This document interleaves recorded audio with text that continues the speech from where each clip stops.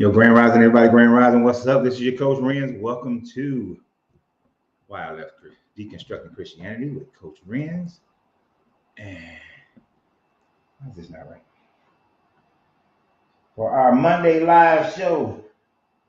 As you know, we go live every Monday, Tuesday, and Wednesday on Facebook and YouTube. And for some reason, I cannot get my microphone the way I want it to be. But we're going to make it work. One way or another. We're going to make it work. Now, today we're going to talk about why prayer doesn't work. And hopefully we will get some challenges. People trying to prove. Hopefully some people try to prove it. We do have some upcoming shows where we're going to have some guests on, working on that.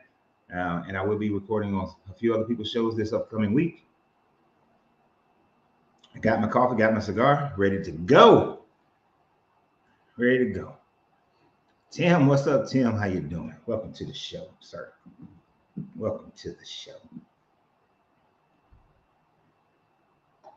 We will be getting started right around the 5-minute mark on our conversation tonight. Doing a little housekeeping real quick. Make sure everything is set up on the channels the way I like for them to be set up. Hope everybody had a great weekend. I had a pretty good weekend myself. Had 84 degrees today here in Texas. 84 degrees. Real nice. All right. Yep. I went out and hit a couple of golf balls today. Now my back hurts. Okay. Yes. Let's see. If you're on Facebook, let me know so I can make sure your comments are coming up. So give me one yip and a woof if you're on Facebook. One yip and a woof.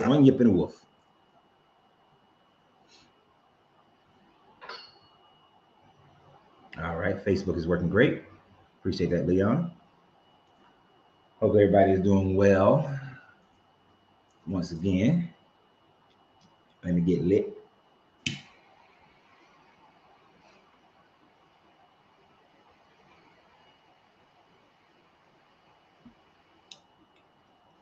Tonight's cigar is an Oliva G series. The Maduro, which means that it's strong.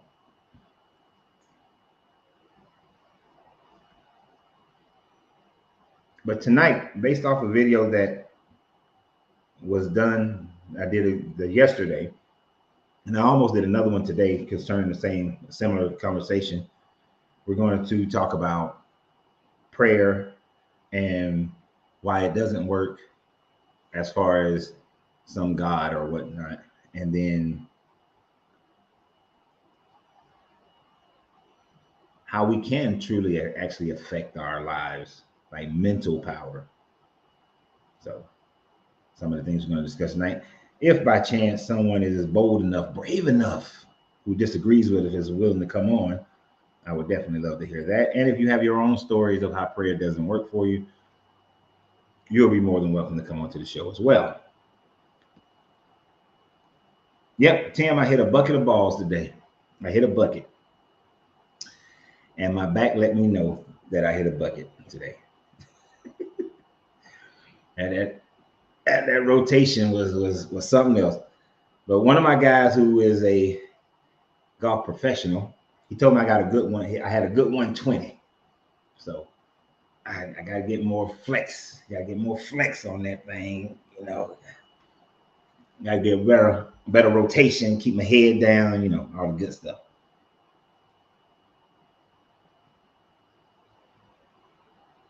But it was a good little time out there, driving range, the military base on Randolph Air Force Base. Usually everything on base is at a really good price, but that bucket of balls for $10, I expected a bigger bucket. But inflation, I guess. So before we get started in 10 seconds here, let me go ahead and put the link up here. The link is for anybody who wants to try to prove that prayer works, or if you personally have realized and what happened that made you realize that prayer does not work. So putting the link out there right now on Facebook and YouTube. So we got the link out. So a video that I produced the other day was based on a video that was sent to me by Marcus Britton, where his family was having a conversation about prayer. And they were in a hospital, and grandmother obviously had a condition, something had happened where she became lightheaded and she fell. She became lightheaded.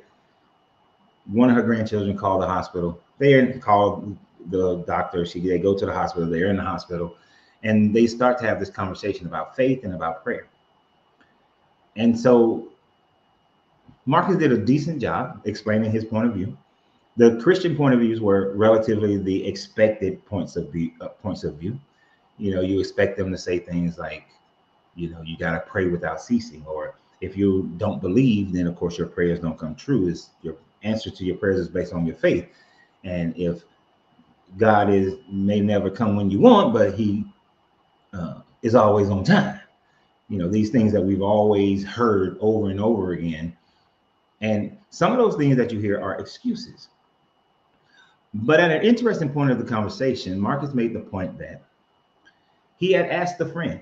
A friend was asking him about his faith and was like, how can you come back? And when he had spoke to the friend, he told him, if y'all get together, you Christians, whoever, or all you Christians, get together, or any group of Christians, go pray. Pray that all the children with type 1 diabetes is immediately healed, and all the children with cancer are immediately healed. Go to the hospitals and heal these children. If you were to do that, then he said that he would put on a collar, get a cross on his chest, and he would become a disciple of this God and preach the word. So, of course, the family's Reddit was, like most people, well, you have to believe in order for that prayer to work. And I have always found that to be one of the biggest cop-outs of people in this religion. In any religion, whether it's Muslim, doesn't matter what the religion is. All the children in the hospital with cancer shouldn't be based on whether or not I pray for them or not. The children with diabetes shouldn't be based on whether or not I want them to. It should be based on those people. If you have this power of healing and praying, and according to this Bible, Jesus said that people will come and do greater things than He. According to this Bible also, it talks about the fact that you have this power of healing. But yet, no one can actively and effectively demonstrate this power of healing. And you have to be able to do it without the excuse, because one of the excuses that came up in their conversation was the fact that they were saying that, well, shit, just fell out my head. But what was the fucking excuse? Okay, you have to be able to pray. It doesn't always happen when you want it to. God dang, it just fell out my head. I tried to read a comment at the same time. I saw a comment at the same time about the amputees, and that I saw the word amputee and it threw me off. God, an absentee landlord comes when you don't need him. I know what I was gonna say, but they always also have the excuse that, oh, I was sick, or I had cancer, or this or that, and I prayed and I got healed. Or that God put the doctors in place in order for me to be healed. In order to prove that prayer works, it can't be an additional circumstance of doctors. It can't be an additional circumstance of taking medicines. It has to be just healing. According to this story in this book, Jesus just healed the woman with an issue of blood. Didn't give her any medicine. Just healed her. Spit into some blood, into some mud. and healed a man, got miracle spit. And if memory serves me correctly, the man at the pool of Bethesda wasn't a believer in Jesus, yet Jesus was able to heal him. The man who was caught up with 1,000 legion of demons was not a believer in Jesus, but he was able to heal him of whatever epilepsy or, that he was going through, whatever multiple personalities issue he had. He wasn't a believer. So my belief should not matter. My belief does not matter. Christians should just be able to go and heal people. I mean, think about it. If you was truly this God, and it amazes me that I, as a human, can have a better marketing plan than this God. If I wanted people to believe in me, I would have followers who are proclaiming my name, go into hospitals and grow limbs back, heal people from cancer, heal people from diabetes and heart disease, be in the emergency room, and as people come in, just pop, pop, pop, pop. Matter of fact, we just have the clinic. We just have the healing clinic. You roll up in here and pop, pop, you heal. I said about 100. Bam, you heal. How many people would receive that healing and then all of a sudden they will believe? Because if you look at the story of Jesus, he gained his followings not so much based on his preaching. It was they found out that this man can heal people. So they showed up. And then once they realized that, then they learned. The story basically is saying that he met them where they were. Oh, y'all can't fish. Y'all ain't getting no fish. Sha-la-la, go out there. Bam. Oh, you need to call in some more boats, I see. Yes, indeed you do. Yeah. You want to follow me? I make you fisher of men. Yeah. You see the marketing? Let me show you. Gain your confidence. And now I can move you and teach you the other things. So we live in this world where the overwhelming majority of the people on the planet don't believe in this God. So, in the same that it was back then, show up. And people say it happens through prayer, but none can prove the prayer works. You can't pray that God heal you, have surgery, and then give credit to God. If I tell you what, pray to have brain surgery, let me come in and do it, who have never done anything like that and would probably vomit at the sight of. It's weird. I can see somebody get shot, but I can't do surgeries. But let me come in there and do it. And then it worked. All of a sudden, I just do everything. God takes over my body and I would believe you then. But don't give me somebody who's been trained for 20 years and have 20 years additional experience and they're a masterful brain surgeon and you want to give God credit. Come on, Tim, you don't want to let me do brain surgery on you? You said some believers in here tonight. I would love for any believer to try to come on here and prove that prayers work. Not just through you typing in the boxes, in the comments.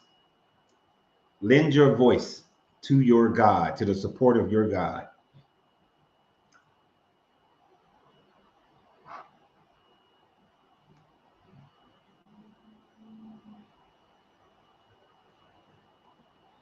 What does proving love have to do with proving prayers work? It has absolutely nothing to do with proving that prayers work.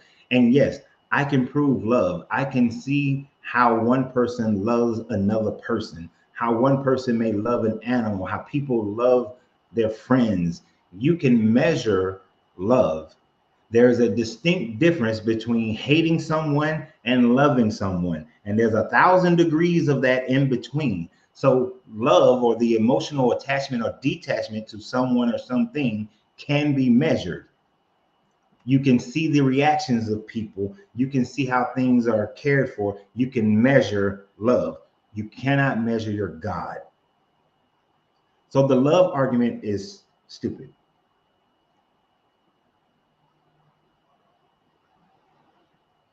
The love argument does not work. You know, here's one of the problems that Christians and people, like believers of this book, have, and people who believe in these gods have in period, is that they try to utilize some other measurement of something to say that, well, since you can't measure this, then you can't measure God, or since you can't prove this exists, you can't prove, then how do you know God doesn't exist? The lack of an ability to prove something right now has nothing to do with proving your God. At one point, continental drift was pseudoscience and unproven, a theory. Now, 100, 200 years ago, you could have used that, but you can't now. Why? Because we've proven continental drift. So it goes out the window. So the beauty of things that people say you can't prove this, you can't prove that, is that eventually we do. Yet your God has never been proven.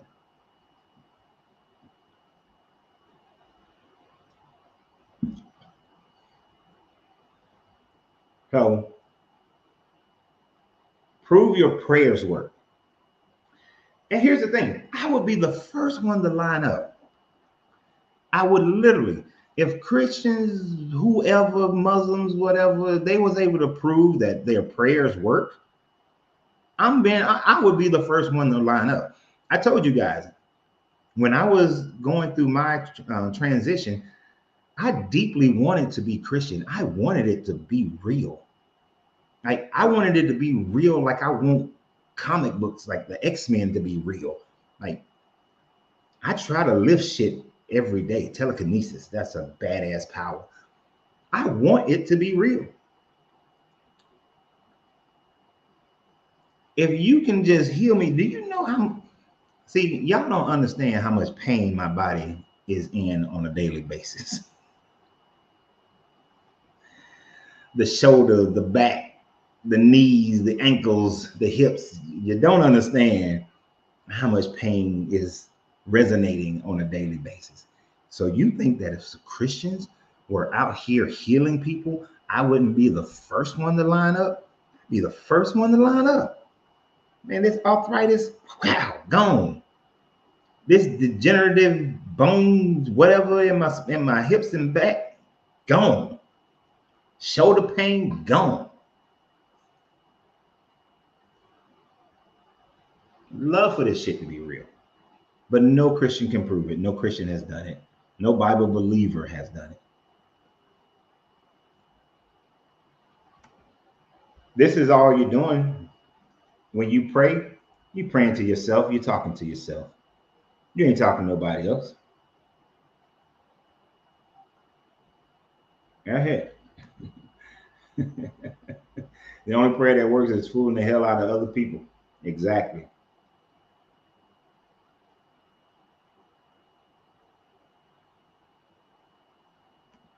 Right. Leon, understand. I want there to be a God.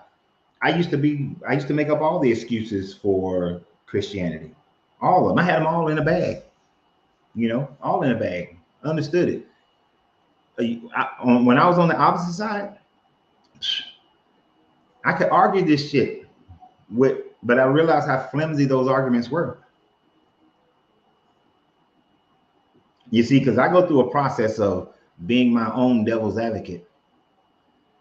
And I think of, well, if I make this statement, what other statement can be made contrary to it?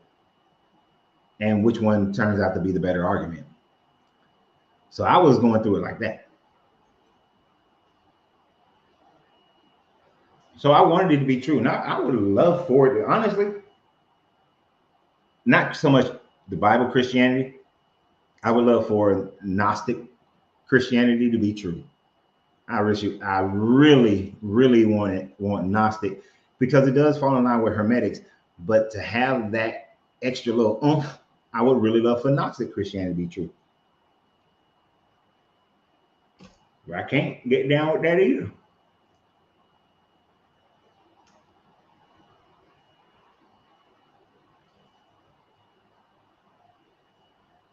And see, man, this is the other point. He said that his mother prays. One braces make too much noise every time I move my hand.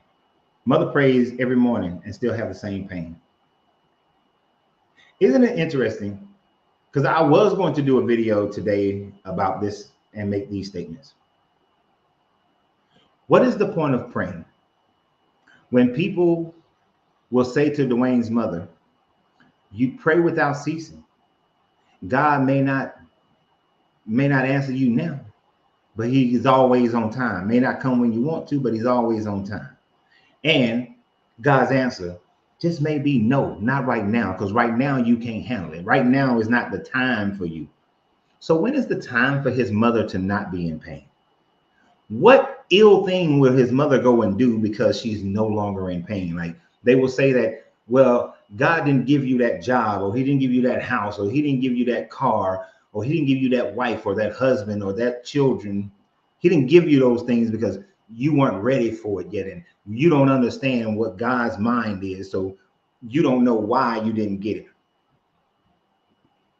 What deviancy can happen if Dwayne's mother is not in pain anymore?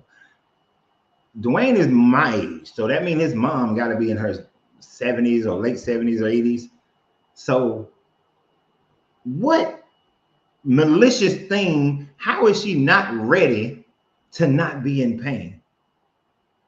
And if none of it is under your control, if none of it matters, and this God knows your heart, what's the point of praying in the first place? Why even bother to pray? Whether the answer is, whether you pray or not, the answer is going to happen because this God knows what's good for you. He knows what choices you're going to make. He knows whether or not his answer is going to be yes or no. So what's the point of praying? I don't have to pray. And even before I walked away from Christianity, I stopped praying because I did that argument with myself. And I was like, well, what is the point of praying? If he knows my heart, he knows my mind, then I don't need to pray because he already knows what I desire. He already knows what I think. So why pray? Unless it's just to appeal to his ego. Is that why in Revelation he says that the saints up in heaven here is repeating all the prayers of man?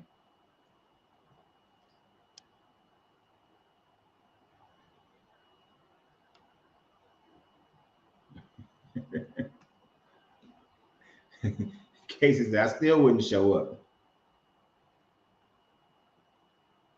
So you have to ask them why the Bible misrepresented. Valid, very valid. I'd have some questions like, okay, you healing people, but you did a lot of jacked up stuff, and I need some understanding.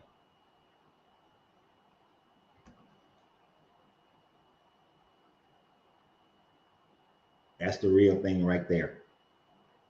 It keeps you in a state of hope. Hope is what keeps people in poverty. Poverty of the mind, poverty of the spirit, poverty of their health, poverty financially. That shit right there, hope, keeps you in a constant state of poverty. Because as long as you're hoping, you will never receive a damn thing. As long as you're hoping, you will never achieve a damn thing. You have to take command of life, command of who you are, command of your health, command of your finances. You have to take command of all things in your life to the point where you have the power to do so.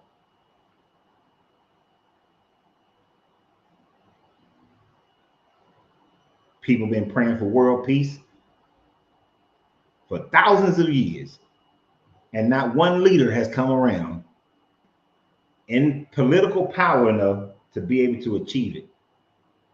Not if people, so many people pray for world peace, why aren't the peaceful people ever the president or the ruler of a country? There's always somebody different. It's always somebody who got an agenda, always somebody who placate to one side or the other.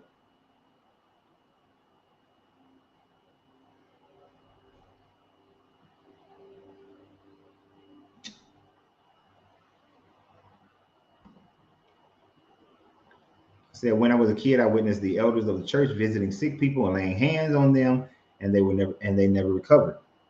They would say that they are healed, and then the next day they pass away. Yes, this is one of those placebo effects that happens to people. This is one of those things that they do at those charlatans when they have people come up there in wheelchairs and stuff, and then they get up and they walk.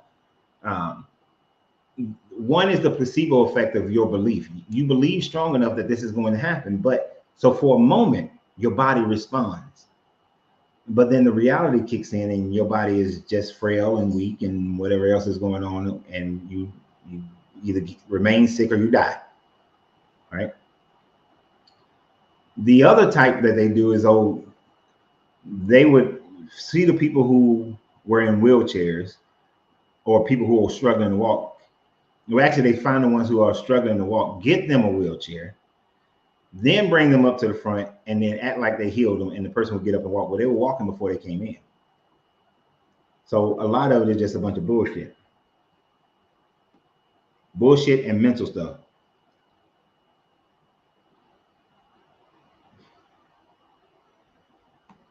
Right. If the prayer works, why did churches stop doing exorcism?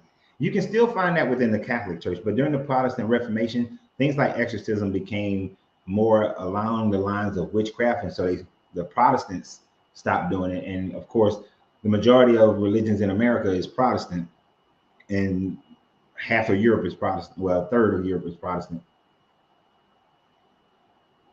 But Catholics, there are Catholics who still practice exorcism.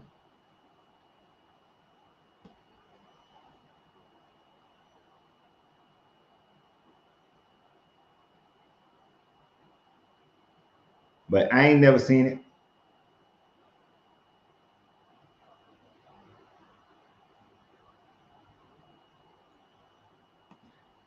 And Christians like to say that the reason your prayers ain't working is because you lack faith. Right. And that's what I was told when I was 15. I had a sinus infection, and dating myself, this is before people knew what sinus infections were. And when they prayed for me, I was like, no, I still feel the same way. Your faith ain't strong enough. So some people would think that, oh, that's where his church hurt is. That's where his church hurt. No, that made me even more faithful. When God dang it, I just had his name in my mind. It wasn't, what was that man's name? Whatever that man's name, whatever that deacon was who said that to me.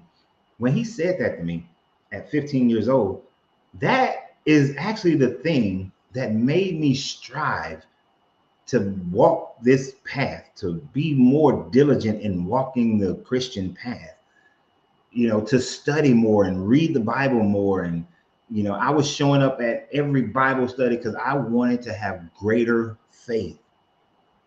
I desired that thing like nobody's business. So it actually made me more faithful. And then once I realized that's bullshit, it's just bullshit, because what about all the other time Jesus was healing people and other people got healed and they didn't have any faith? They didn't even know who he was.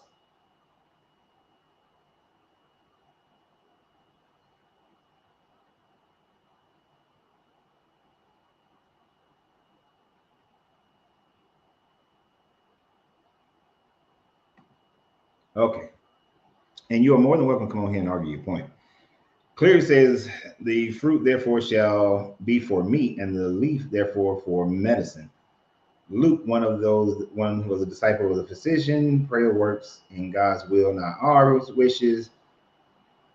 Follow what the Bible says. If I follow what the Bible said, then I would stone my daughters because they had sex before marriage. I would stone my son because he was disobedient as hell at one point in his life. Well, actually, I would have stoned my daughter, my oldest daughter, before she even had sex, for her disobedient attitude when she was younger. Yeah, so if I followed the Bible, I would be selling off my daughters to be married to people. We'd be stoning gay people, and we stone all the witches. Shut up. I don't want to hear no follow the Bible when you don't even follow it yourself. And then, yes, leaves are used for medicine. But the prayers There was no medicine involved with the woman with an issue of blood. No medicine involved with the man who was lowered down from the roof. There was no medicine involved with the man who couldn't see. No medicine involved at the pool of Bethesda. There was no medicine involved at the man who had a legions of demons inside of him. There was no medicine involved when the centurion came to Jesus. You see, there was no medicine involved in all these healings. So prayer don't work. All these people starving and ain't no prayer working for them. People got all kind of diseases, cancer. My friend who had pancreatic cancer last year, and before she passed away, that was last year. Yeah, last year. Well, technically the year before. All kind of people were praying for her. She was praying for herself. The pancreatic cancer took its course. And she passed away. So what are you talking about? Where was your prayer working? She praying, they praying. Oh, were their faith not strong enough? Oh, it wasn't God's will. God just wanted her to be up there with him so much, so badly. He just loved her so much. He wanted her to be up there with him. Why even bother praying if it only works based on what this God desires?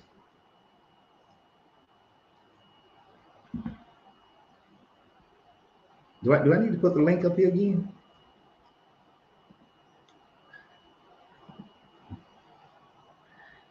Christians, why are y'all so scared to come onto the live? I really want to know. Bible believers, why are y'all scared to come onto the live? Why y'all rather hide in the comments? Come on, man up, woman up. Come on to the live. There's the link in the description that's been posted.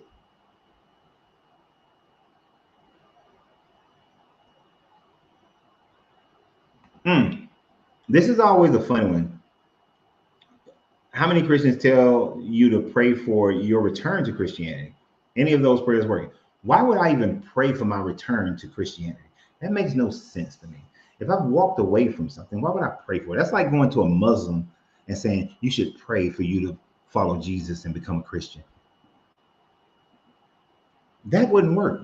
Or going to a Christian, you should pray that you will understand the last messenger was Muhammad, and you need to go and become a Muslim and worship Allah. That would make no sense to me.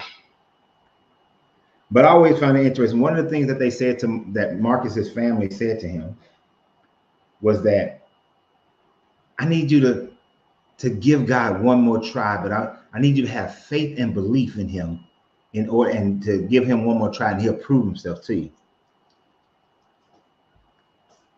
Why do I have to believe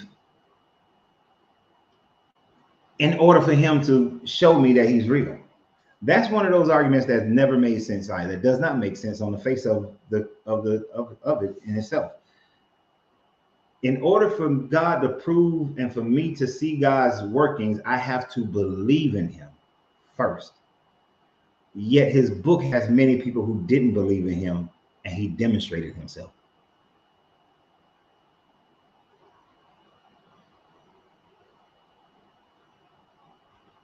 It's nothing like a man that's nothing but a big placebo.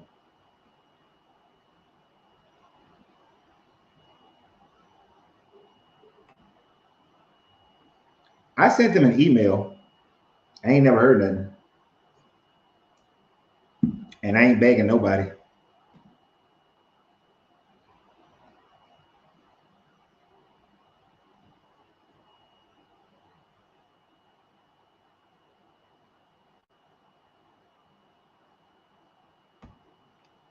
A man is right here.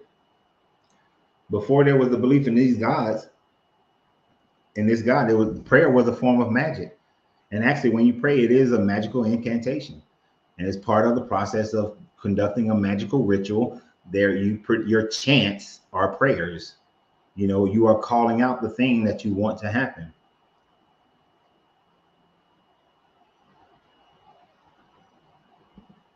I can't say that he chickened out. He may not have ever seen the email. I imagine his staff gets thousands of emails a week. You know, I get anywhere from 25 to 50 comments, emails, DMs every day. So I ain't gonna say he chickened out. Just say he may not have seen them.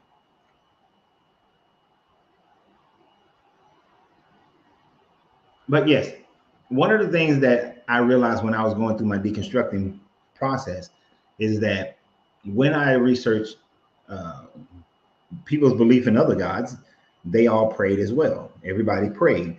And then further and further, I went back and I looked at what magic was and what they call the pagan religion and the Wiccans and all of them. Magic is the same thing. It's a prayer.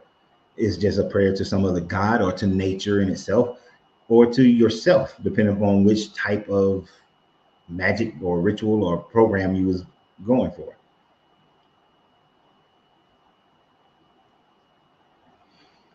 I'm gonna be arrogant for a second.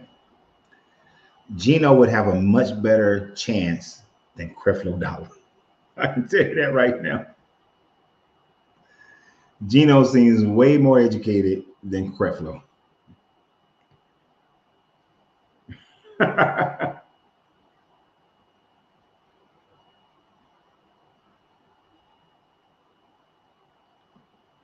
think everybody needs to thank Marcus for sending me that video and allowing me to use that as a foundation for the video that was shot about this and this conversation tonight. So thank you, Marcus, for sending me that. And that don't mean everybody send me everything. I don't see everything.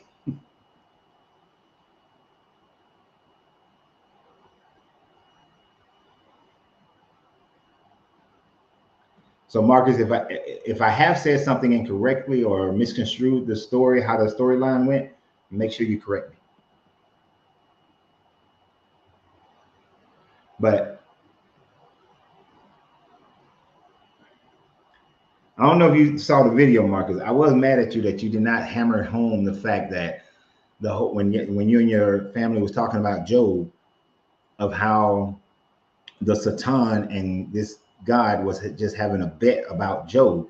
You let your aunt off the hook, probably because you was being nice, but you let her off the hook because she just completely ignored that part of it. She repeated it, I believe, and then she just went on to something else about the story of Job. But that was a point that should have been made, that the entire thing that happened to Job was based on a bet. That's it. It was based on a bet.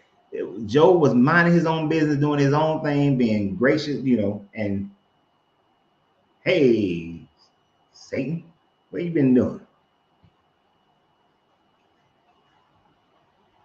And then I don't know if that's your cousin or your sister or whomever, who was saying that you got to believe first. Like, I want you to try it again. And our family is different because when our family pray, this is me, and I've said this to my family. If our family is so different in prayer, then I shouldn't have to pray for y'all to heal my son. It shouldn't have to go through me for my son to be healed. Jesus wasn't the father of none of them people that he healed, wasn't related to none of them. Shouldn't have to go through me to heal my son. Y'all should be able to heal my son. Oh, that was your mom. Okay. Yeah, she does get upset. She was, I tell you, if it was back in the day, she'd have pulled the damn belt out on your ass. A couple of them facial expressions. So if that was your sister who was next, who was recording, or your cousin, you'd have got a belt. If it was back in the day, because she was mad as shit at you. You were frustrating the hell out of your mom. But it shouldn't matter if you believed or not. If your family's prayer powers are so strong that it healed your grandmother of cancer and all these other things, and your mom's cancer in her chest, then they should be able to pray for your son regardless of you, which would then demonstrate it to you, and then you would become that prayerful leader of your family. But they would never take that chance, never take that challenge. Because then they would say, well, we tempting God. Or, you know, his answer may be for, I think somebody did say so that they can have a great story. No, she was saying you would have a great story, or somebody would have a great story. They got to suffer so they can have a great story. What kind of bullshit is that?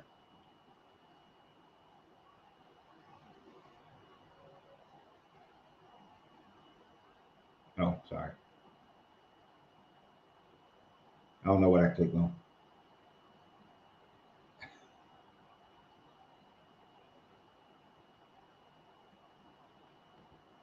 Well, you know, they're not going to say you're worshiping a middleman. Jesus and God are all one, three persons in one being, but it's a middleman.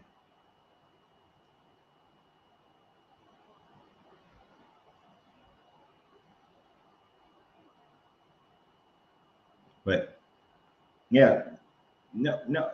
Now we've had quite a few Christians in the comments, and you would think they would want to prove that their God is real with some actual proof. That their prayers are real with some actual proof. But none of them are bold enough. Yeah, the test part is crazy. They are so afraid to test this God out. And then they want you to be a test subject where you believe with this guy. And like they literally told Marcus to believe in this God with all his heart and watch how God will work in his life. Watch how God will heal his son and all that. This is bullshit. It works opposite. Like everything else in life works completely opposite of that. Right? The first people to get inside of a car didn't get inside of a car believing that it was going to work until it was tested first. Them self-driving cars aren't all over the street because they're being tested, and they failed a little bit, but they're being tested.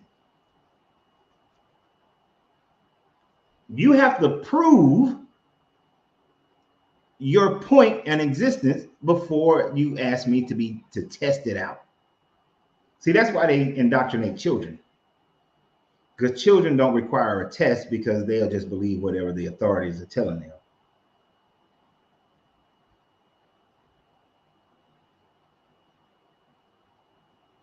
But I shouldn't have to be tested. That was a lot of smoke.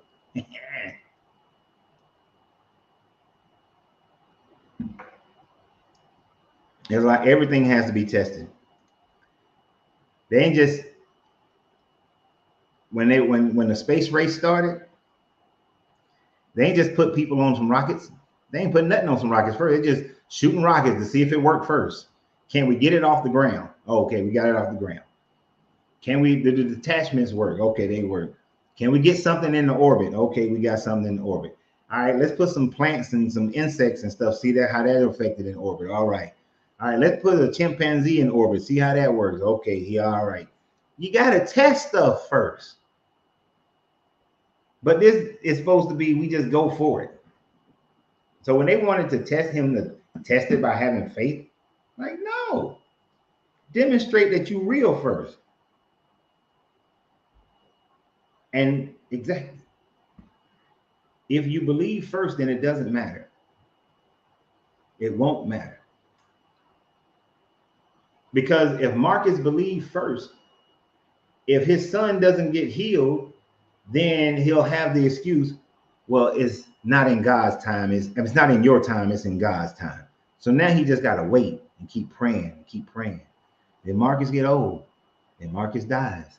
His son still got diabetes.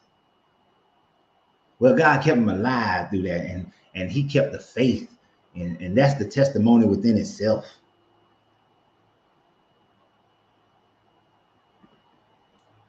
Science work.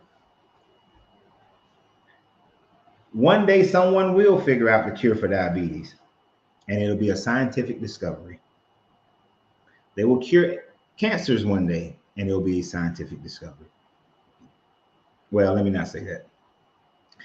they will make it where you can live a very healthy life with those things, and it'll be a scientific discovery. They ain't curing shit. There's no money in the cure.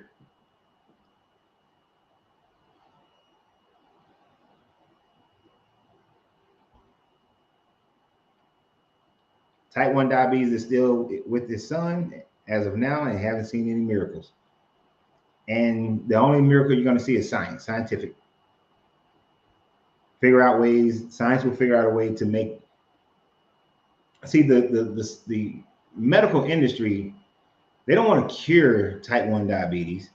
They want to make it less damaging so that you can live a longer life so that they can keep making money off of you.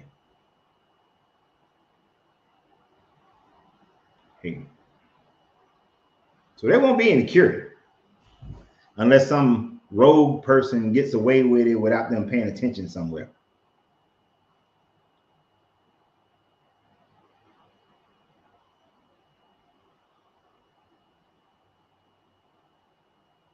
Yes, yeah, it's not in your time, it's God's time. Then I don't want to deal with this guy. Let me tell you. And ladies, the ladies on here, don't get mad at me. Please don't get mad at me. All right. So, and y'all know I'm transparent. So when I was married to my children's mother, you know, my libido was, let's say we did a scale of 1 to 10, mine was on 10, her was on 2. And she used to say to me all the time when we was in our late 20s and early 30s, you know, they say when a woman turns 40, her libido goes up tremendously. So when I turn 40, it's going to be on. But here I am, 25, 20, 26. My libido's at 10. Now you want me to wait 20, almost 20 years? You want me to wait on your time? And I'm supposed to suffer through all that? Be obedient. Be a good husband. Pay the bills. Be loving and nurturing. Take you for good times. Go on vacation. Do all the things that a good husband would do. And for this one area that gives me so much frustration when I don't have it, especially when I got to go to work and I'm dealing with these people who getting on my damn nerves, and then I'm sexually frustrated. So that also means when I see a woman that looks good, my mind goes places it shouldn't go. And now I got to rebuke myself because I was Christian at that time frame and got to try to restrain and refrain from it. You want me to go through the next 20 years of that struggle because it's on your time. It's on your time. That's how this God sound when that's what it sounds like to me when people say it's on God's time. Yeah. Oh, this marriage is on your time, not my time. Our sex life is on your time, not my time. What if your ability to eat food was on my time and not your time? What if I said that, you know, I only feel like feeding you like 4 or 5 times a month? And I literally did say that to her. What if I only feel like feeding you 4 or 5 times a month? What if I feel like I only want to provide you shelter 4 or 5 times a month? What if I only wanted to date you 4 or 5 times a month? What if I only wanted to be kind to you 4 or 5 times a month? You wouldn't stand for it because then it'd be on my time, right? That's the same bullshit of this God. When the people say it's on his time. If this guy were to come and stand right next to me, I would be telling him, fuck your time. If I'm in need of something, it's on my time. When my father was having his stroke, it was on my time, not your time. When he died, that was on you ignored my time and you was on your time. So to hell with you. When my grandmother died while I was over in Bosnia, that was on who time was that on? You see what I'm saying? No. When I go down into the whole in Rwanda and I see all that shit going on, who time we on? When you gonna stop this? On your time? Your time? Fuck your time. No.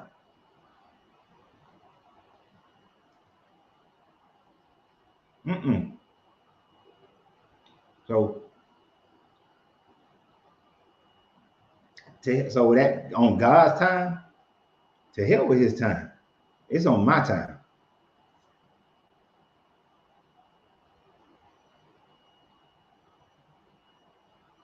All this shit is on my time.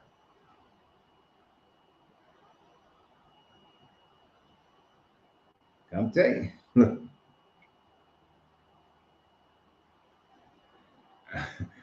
Yeah, that's why I told my wife, let me tell you everything about me because you may not want to be with me. Life is too short for me to be fucking around and not having a good time. I ain't gonna sit up here and put up with some bullshit. And I don't think anybody should. There are aspects of me that is bullshit to somebody. They shouldn't put up with it.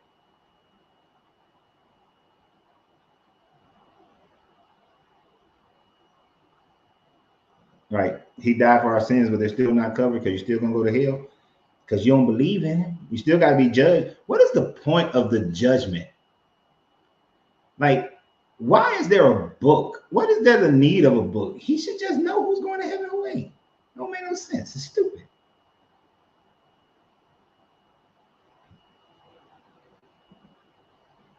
Yeah, I was stationed in Germany. I was stationed in Stuttgart, Germany from the tail end of 1993 until the uh, like February, March of 97.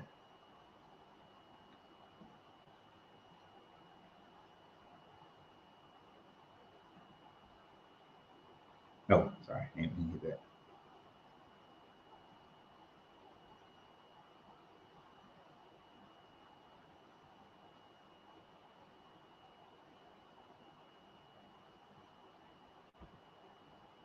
I was stationed in Germany, Vichy. I've heard of that town. I ain't no telling. I probably went. I probably went and visited there. When were you there? Funny thing is, Jesus.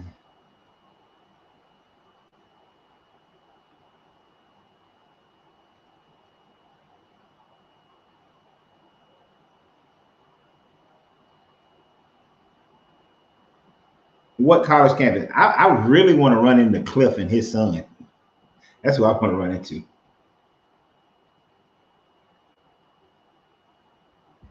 I was in Bavaria. I'm sure I went. I went there. Oh, but I was.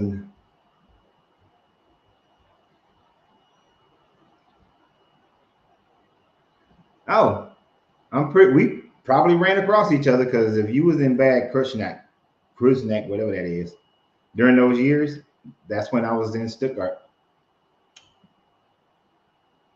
Yeah, I would love to run into Cliff.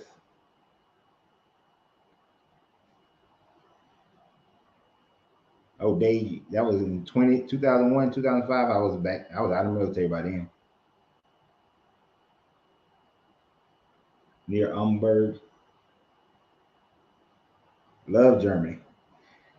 I got treated like a man in Germany, not a black man.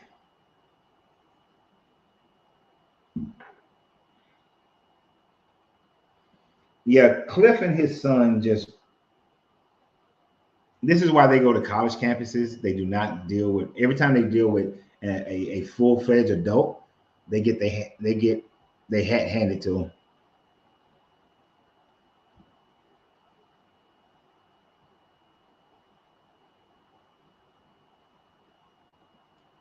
Because Jesus ain't real. That's why he ain't saving people in that airplane.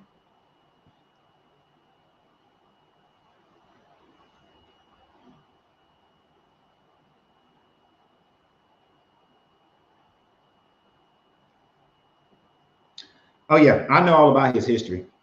He grew up as a JW, and he when he went to college in New York, I mean up in Boston, that's when his father he walked away from being a JW. His family disowned him, and he started his whole ministry thing.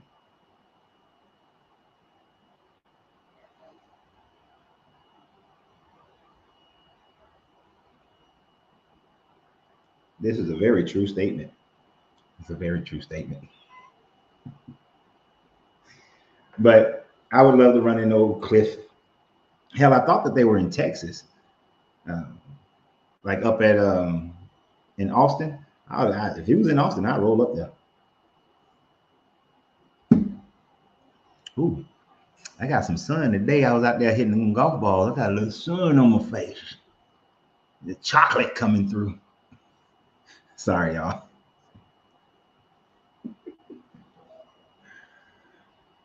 Uh,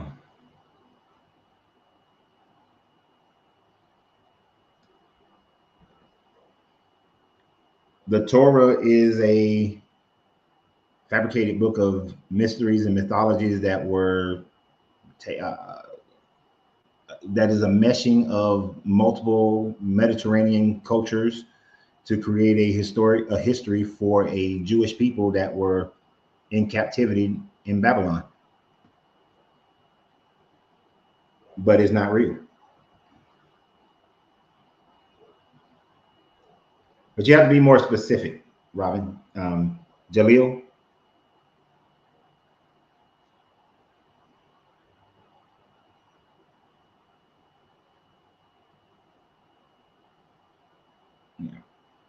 Yeah, that plane, among other things that don't seem right about that plane crash.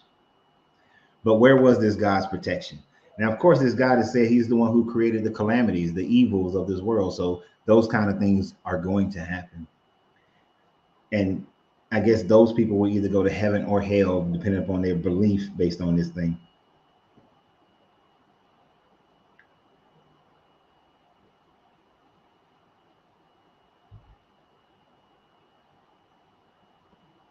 Yes, the Old Testament is part of the Torah.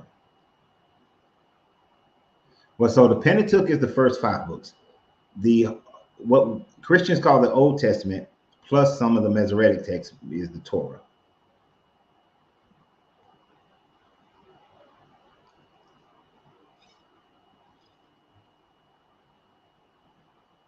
One of the worst things about families holding people from walking away from these religion is the fact that they will ostracize you.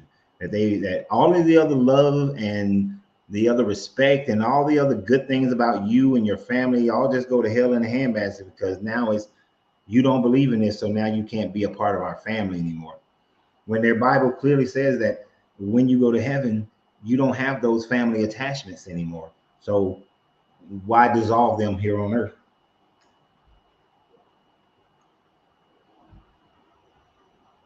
Really, to me, it shows the cult-like behavior of the religion when you have to disassociate yourself with anyone who does not believe what you believe. That's cult. That's definitely a cult.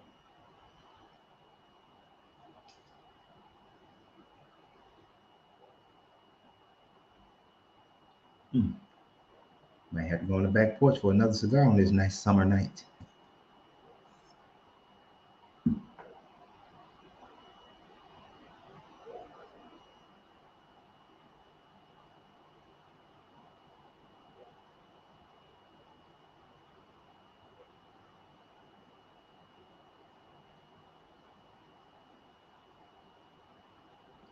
Now, sometimes I get confused on one. So you got the Torah, the Pentateuch, the Talmud. What's the Talmud? Like I might know something about something, but not know it by the name that because so many little things get thrown out.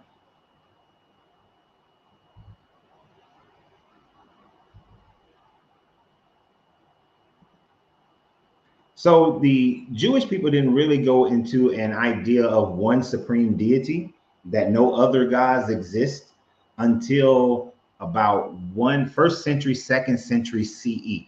Prior to that, the acceptance that other gods existed, but you only worship your God was their normal thing. And that's called being henotheistic. So it wasn't until like 1 or 2 BCE, I mean CE, first century, second century CE, that the Jewish people Judaism conceded into one supreme God, no other gods existed. With Christianity, that's something that really started to take hold as well during around the second and third century, of that there was only one God, but yet they had the Trinity was developing at that time frame. But it was because the Judaism went into the one God, that they all started moving into that same thing. Now, this is a holdover from their understanding of the Zoroastrian religion when they were being under Babylonian captivity in 500 BCE up until, in the 500s BCE, and then they were freed, but they were still kind of like vassal state under the Persians. And so while under the Persians, they learned about Zoroastrianism. And so you got about 200 years of being under the Persians that they started to hear about this Ahura Mazda being the one and only God, and only there's no pantheon, there's no other gods exist other than your Ahura Mazda. And so they start picking it up from there, but it still took them about 300 years to solidify that. Because first they had to go through the Hasmonean dynasties and then the Greeks, and then when it was under Roman captivity is when they truly developed into their monotheistic idea, a true monotheism, and not a monotheism that also has the henotheistic points of view.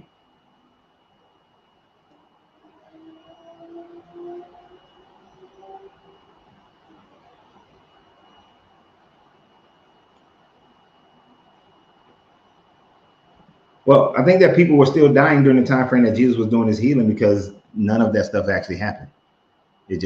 None of it happened.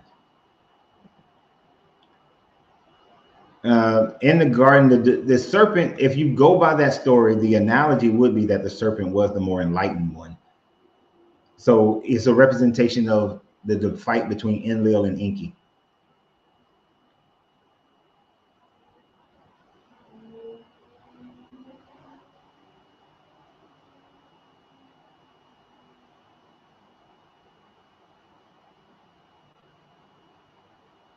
Yeah, and the first commandment doesn't discredit the existence of other gods. I mean, you will put no other gods before me. That is the God itself indicating that other gods exist. Of course, they tried to change the doctrine on that to say that, well, God knew that people believed in other gods, but he was all just saying, don't believe in other gods, just believe in me, not the existence of other gods. So they'll try to explain their way that way.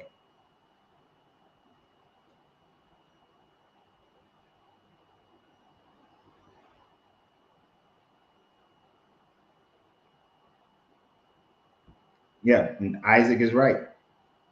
Oh, I gotta contact him.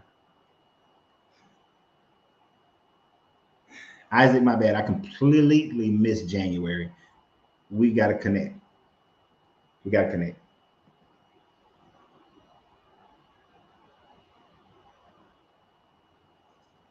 But Christians, and see, this is why they'll say Catholics aren't Christians, because they worship the saints. Well, Christians, y'all worship Jesus, and Jesus is not God.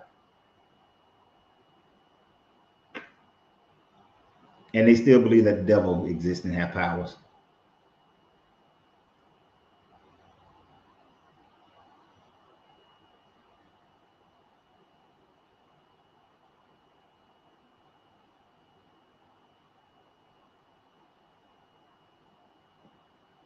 If the child isn't healed, if the child isn't healed, doesn't mean that the person praying didn't have enough faith.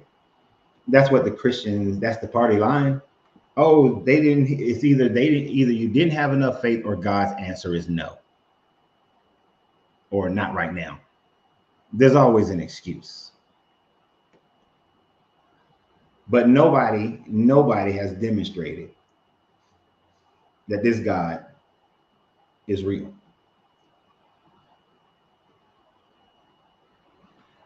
Yes, Yaldabaoth is the one in the Gnostic scripture who actually is the creator of all this, and he did it without the wisdom of Sophia, so there's no nurturing love involved in it, and is trapping our souls and from keeping us from being able to return to the Plamora. But yeah, so like Yahweh and Yahweh and Yaldabaoth are the same one.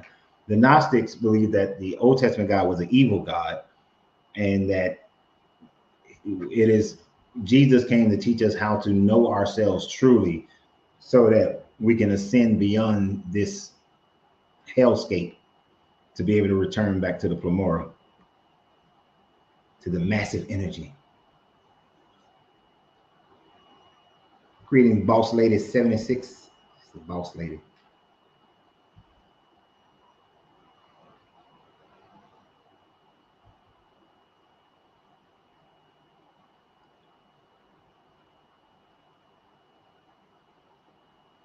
Yeah, the whole Jesus is God thing. I mean, that was the major point of the Council of Nicaea, was to settle the argument between pretty much the Gnostics and other forms of Christianity, the Marcions and all these other ones, and the Orthodox Christians. And the main thing was to settle the Trinity issue. Who was Jesus? And the Orthodox had the support of Constantine. So, of course, you know who won. The one that got the Roman army behind them.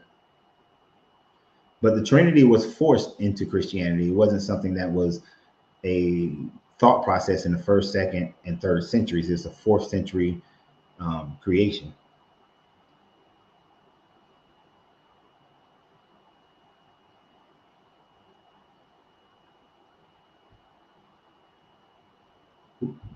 Stuff moving too fast.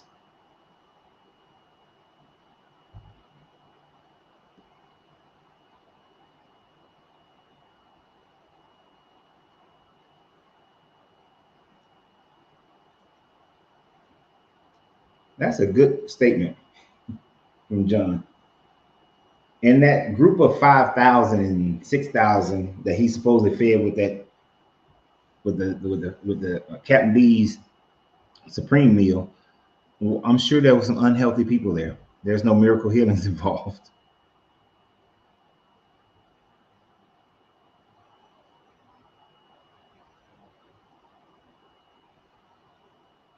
Yeah, and this Jesus crying out, "Why have you forsaken me?" If Jesus was God, God can never not be God. So how can he forsake himself? He would always have to be God at all times. Cannot ever not be God. God can never be less than itself. It has to be always in totality itself. So Jesus cannot be God.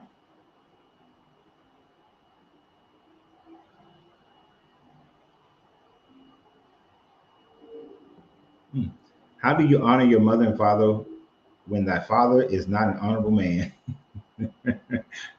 You don't. You don't purposely go out and kill him, but you don't give that motherfucker no honor either.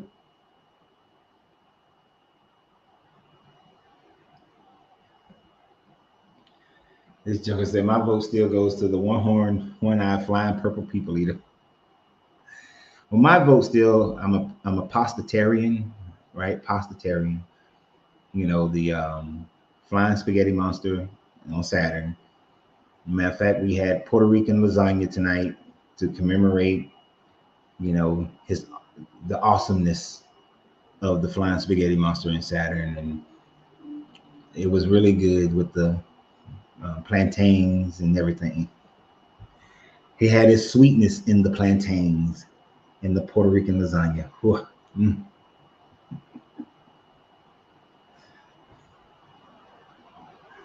Ah, how stupid.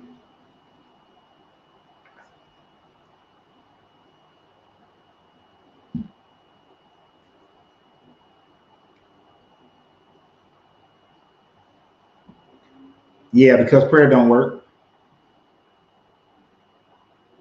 Because prayer don't work. Christians have been challenged with this over and over again, and yet they obfuscate every time. They will never ever go to a hospital and try to prove it. Now, there are Christians who go to hospitals and they pray for people. They just walk around hospitals praying for people. But it's just a feel good thing. None of these people ever get healed. In not one case of Christians going to hospitals and praying for people has anybody ever been healed. It's never happened. Somebody that came in with a gunshot wound and they prayed and the bullet just come out on his own like Wolverine, and all of a sudden the person just body closes up and they just healed. It's never happened.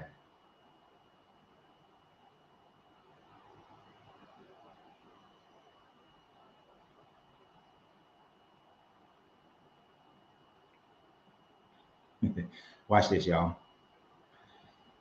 I know y'all are so thrilled that Billy Carson was embarrassed by your guy Wes Huff. Wes Huff could never withstand an argument against me because I'm not Billy Carson. Billy Carson would never even be able to withstand an argument against me. And that is not pride nor arrogance, that is just facts. So if you would like to come on here, D'Angelo, and rebuff anything that I'm saying and prove that prayer is true, you are more than welcome. Let me put the link in the comments so you can click on it, D'Angelo, because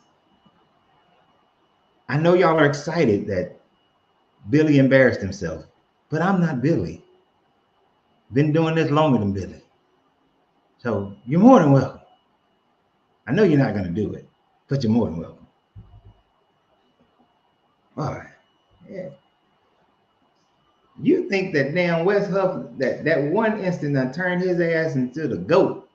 They so happy about this one minor victory that they have. Even the people who have deconstructed from Christianity don't really get, most of them don't get down with Billy Carlson 100%.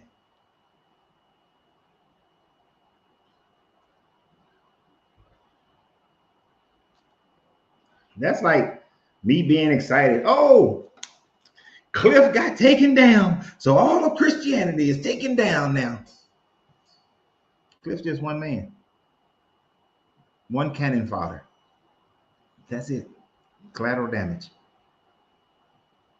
But isn't that interesting? They gravitate to their one little victory. Gravitate to their one victory. I don't follow a lot of people who do what I do, but for the few that I have that I do follow, I haven't seen what about Gnostic Informant? They don't want no part of him. Take him down. Apologia. Take him down. See, all the people who are very good. What's the other name? Armand. Take Armand down. Take him down. What's the former pastor in Atlanta? Higgins. Take Ray down. I mean, I know Higgins does the comedic thing. That I don't get really down with that part of it. But biblically, they cannot take Ray Hagen down. No.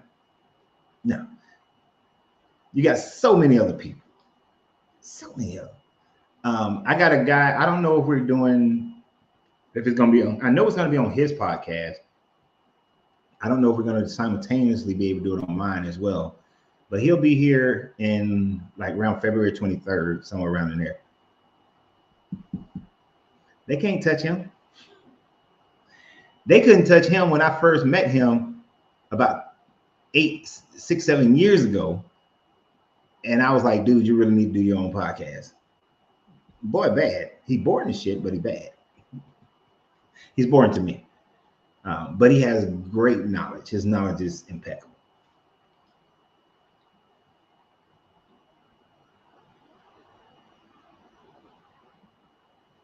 Right. West Huff victory over him was minor at best. I mean, and it was really a minor victory. He just got him on the Gospel of Barnabas, you know. He'd been saying the Sinai Bible for so many years, and then switched it up to say the Gospel of Barnabas. And the Gospel of Barnabas is a forgery. It's something that was created in like the 14th, 15th century. So he got him on that one thing, and it's like, oh.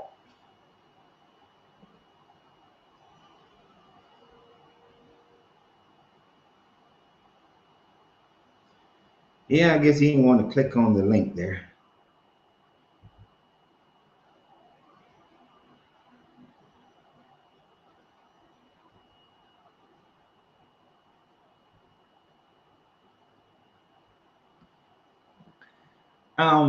Yes, a lot of things in Christianity is, especially Christianity, the New Testament, is influenced by Rome, influenced by Egypt. Asclepius was a god of healing or a person of healing. So I can't say a direct connection, but that would be on the mind of the writers that the Romans have somebody that they already seen as a healer. But you know, just like they had the same thing with what's the wine god? His name just fell out my head. You know the wine god. But yeah, so I'm sure that was an influence. That's also something that would have made it easier for Romans to convert over, because they can say, oh, like Dionysus, thank you. There, oh, you put Dionysus. But like Dionysus, like Asclepius, so that's similar. And that was, and since the Romans hated the Greeks but respected their antiquity, that's the Hellenization process that Greek did. The Romans loved that aspect about them. So they would have made similar connections.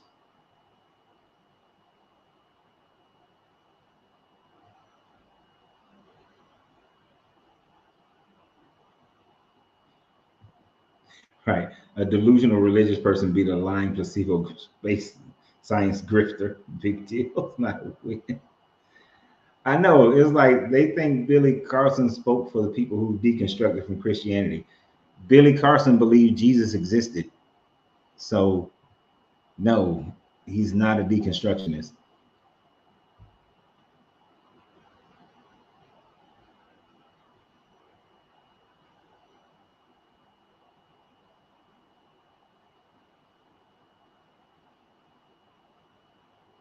But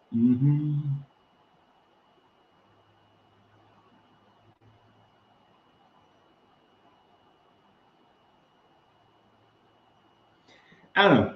See, the closest that I can get to the acceptance of we live in assimilation is the Hermetic principle of the all in all, and the divine paradox, and the how the all creates. Based on Hermetics, if there is an all, that all creates through in the mind of the. We all exist in the mind of the all, which you could say is assimilation, because it's in that mind of the all. But is it really? Is that really assimilation, or just the fact that we exist and in the thoughts of the intelligence of the all? That's as close as I can get to the assimilation theory. The idea that we all are existing on somebody's computer servers or some beings somewhere, I just can't see it. I think like the Matrix made that incredibly popular. So it just, for me, I can't really get down with the full simulation theory other than existing in the mind of the all.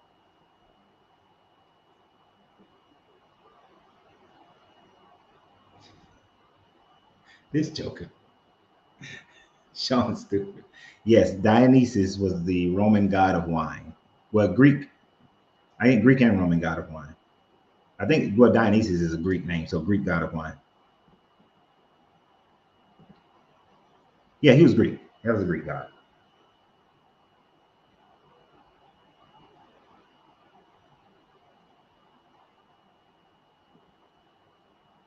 Coach, have you ever had them read Exodus 21, we Africans?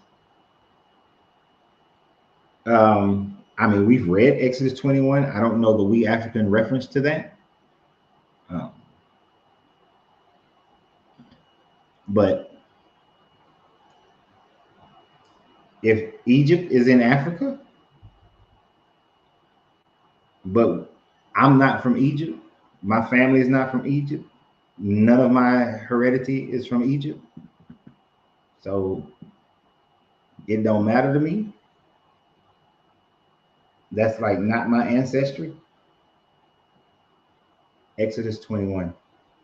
I don't even remember what Exodus 21 is about. Hold on. I hate that my phone always want to give me the King James version. I do not read the King James version. Laws concerning slaves. Oh, this is similar to Leviticus 25.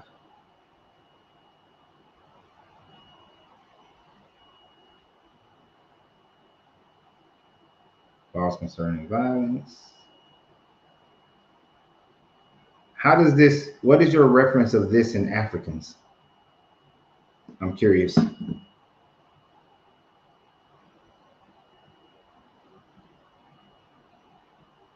The idea of weird simulation sound like something out of a comic book. Yeah, it does. I even think that the idea of the simulation comes from people's need to have some type of deity or higher power in order for their existence to have meaning. My existence have meaning because I give it meaning. my existence have meaning because I love my wife, I love my children, I love golf, I love cigars, uh, I love warmth, and I hate cold. I give my life meaning. I don't need a God in order for my life to have meaning. The meaning of my life is whatever I give it. So I don't need to be in a simulation. I don't even need to be in the mind of the all. For all I know, the all doesn't exist. So that even that aspect of the Hermetics can kick rocks. But if you're going to measure up to be a God, you at least got to be at that level. So I don't even this need for a God. I have no need for a deity, a God. And no one really does need one. If you need one, then you actually have a need of self-love. It said Magneto was the offspring of Moses. Did he answer the Exodus thing and I missed it or something? Shit. I'm curious. I want to know what your thought is as far as who wrote that shit. Felix wrote it, so I don't know to look for that name.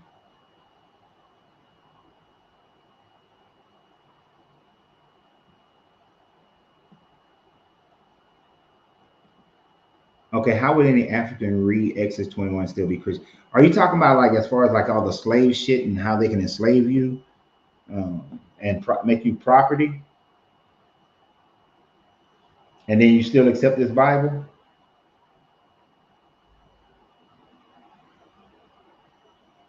Because if yeah, I don't see how anybody could.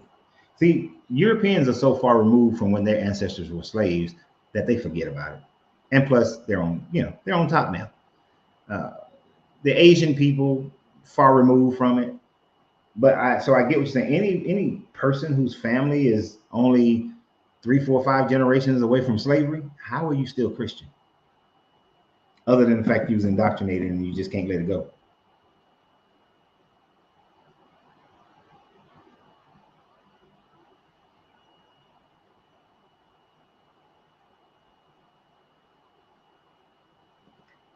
See, no, no, no. See that? Look, brother Littlefoot. That is like predetermination in Calvinism. That because of the simulation, it determines who's going to be rich and who's going to be poor. So therefore, if I'm already poor or middle class or whatever, why strive to become anything greater? Because the simulation is in control. I don't have control. I can't go out here and start a business, market it the right way, and then hopefully something happens that blows it up, and now all of a sudden I'm in the rich category. No, that's not acceptable to me. That there is something else, these archons, that keeps me from becoming a millionaire. What keeps me from becoming a millionaire is me, this guy, this right here. Stupid ass decisions that I made in 2000. Okay, in recent times, a dumb decision I made in 2020, 2014 kept me from becoming a millionaire. Listening to that person over there, not my wife, but I'm just saying, in that time frame, that kept me from being a millionaire. That did. Nothing else. No archons. None of that. Me listening to somebody else instead of listening to myself. That kept it.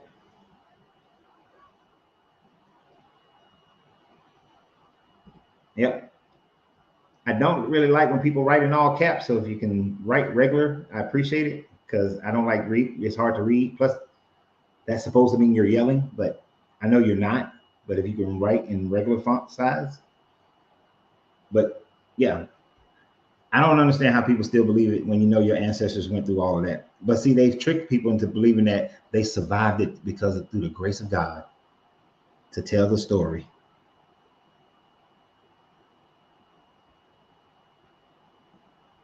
The Irish are less removed than most Europeans, which is one of the reasons why the Irish are so feisty against, the Anglicans. They still don't trust them motherfuckers. They don't really deal with them motherfuckers. That's why you go to certain cities, and the Irish are still like they group together.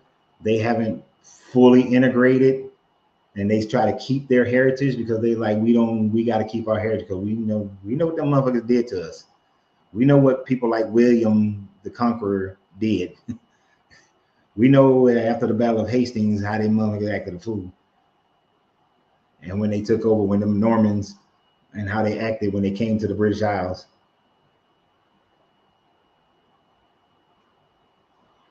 Ooh. All right, my shoulder hurt.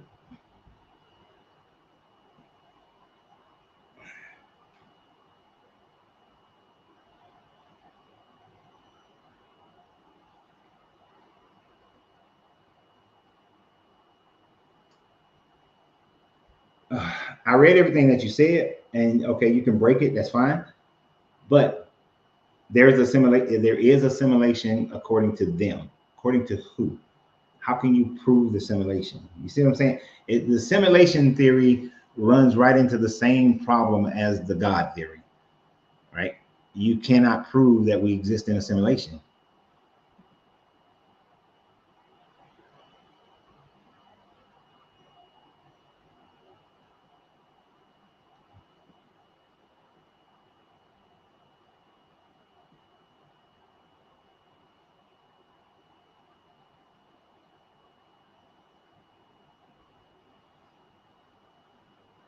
Now, the Irish have that same issue.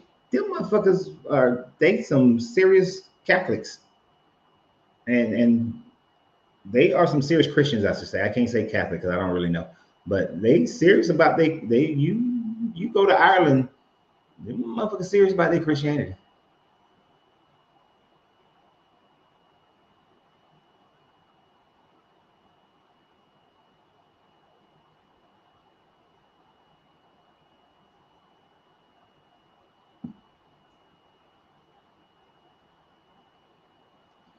Yeah, no, and I'm glad you said that. No, you can't prove, and that's cool. And if somebody was able to prove it, that would be amazing. That would be amazing. Let me tell you the hard part about proving things like gods and similarity and that simulations and even the hermetic view of the all and all those things. It would be like being inside the Spider-Man comic book and trying to prove that Stan Lee exists. You see what I'm saying? You're Macbeth and you're trying to prove to the people in the play in that world build that Shakespeare exists. You know, it will for the most part remain unproven. I mean, man would have to you in order to prove that you would have to be able to go mentally beyond. It'd be like AI in the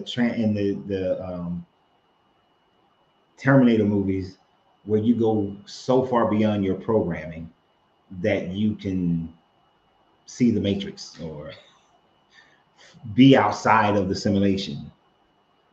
But if you're outside of the simulation and the simulation is basically you are programming, how can you still exist outside of the simulation?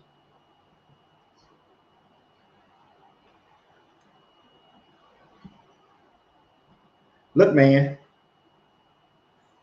that's why I need some Christians to heal my shoulder.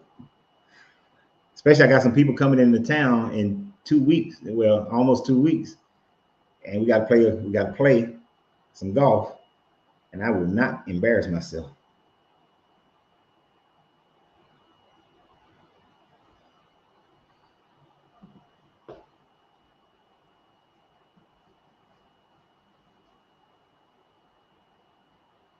Where we at? Where we at?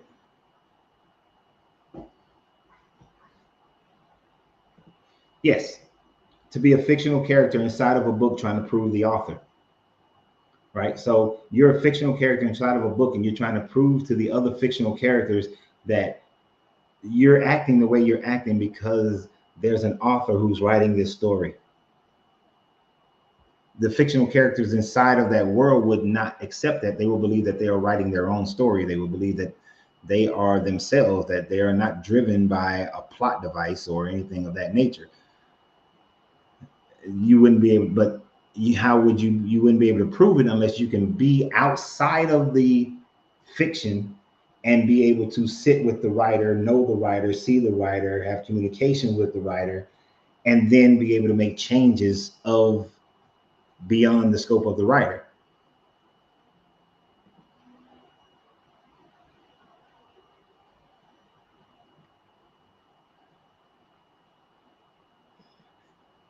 If there's any Christians in there, I want you to pray that my shoulder just gets healed. I ain't gonna go to the VA. I'm not going to the VA. Y'all pray that it's going. I need a Christian to pray that it's going to be healed. You know, and then I wake up in the morning and it's fully healed. I want that. You do that. You want me to shut up? I'll come back on here, y'all. Christianity real. Prayer works. Prayer work. I'm sorry. I know y'all about to have a mass. We're gonna have a mass exodus. But just like the Exodus, God took us 40, gonna take us 40 days and 40 nights, and we're gonna come together and understand that God is real because he healed my shoulder. Come on, y'all. Don't leave.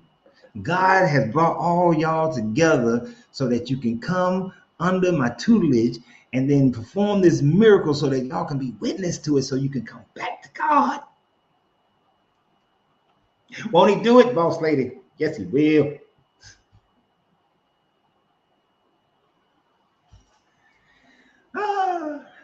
That's why y'all here. No doctor needed, no doctor required.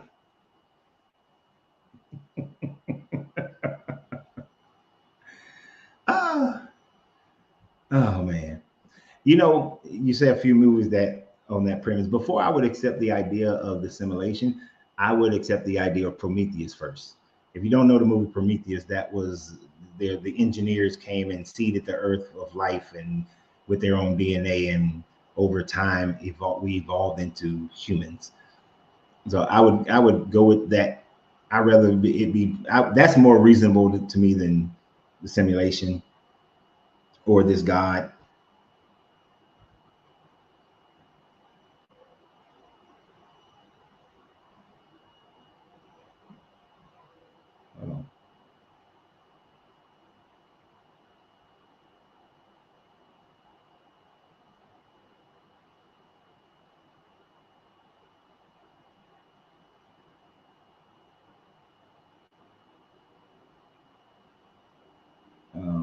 Y'all move too fast in the comments. That's right. No massage, no therapy, just sleep it off.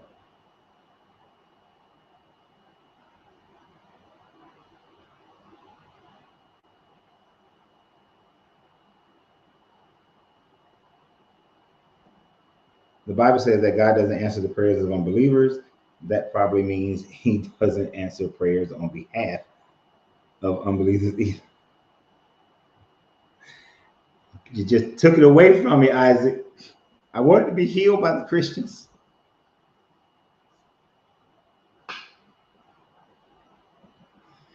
See, John.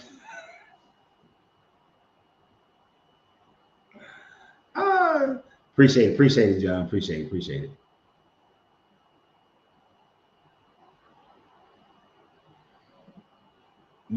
You know, like most of us, when we first find out that Santa Claus is a hoax, or the Easter Bunny is a hoax, or the Tooth Fairy is a hoax, do we may have that thing in us that says that maybe the Jesus character is, but because our parents are still telling us that Jesus is real, we don't necessarily make that connection.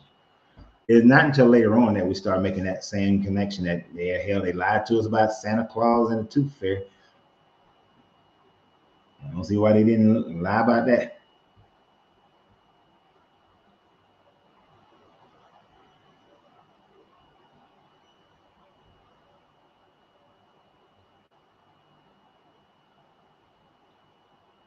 Patsy Cline, how you doing, young lady? But yes, that I said that earlier, that Christians shouldn't even bother with prayer. Shouldn't even bother with prayer. Why even make a prayer request? God's gonna do what he's gonna do. And everything has already been done. He already knows the beginning and the end. So why even bother? If I use a heating pad, Debbie, then the Christians can't do a miracle to prove to me that Jesus is real. Okay? No heating pads. Matter of fact, I'm gonna tell Angelina no more vitamins and all the no more sour sop. Mm-mm. None of that. Just Jesus power. I need Jesus oil.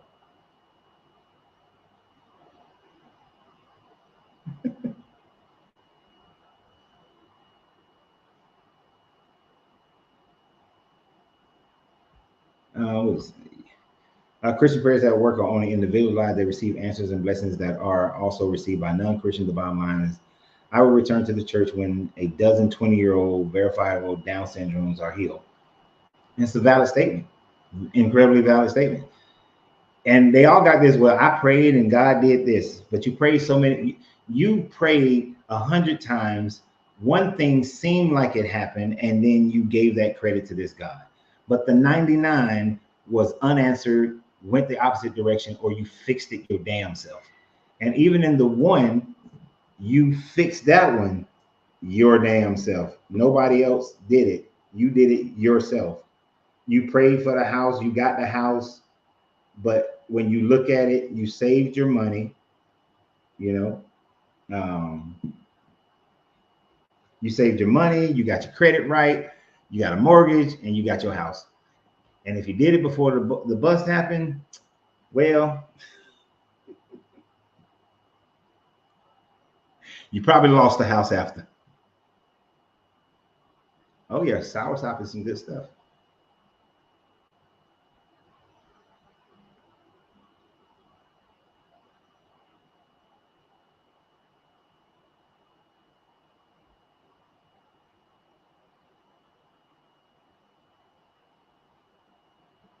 And this is one of the things that I do think is the reason why they do these things, is because they don't want to accept the responsibility of having that they have full control over their lives. And it's easier to say that, well, God has control, or God is doing this thing.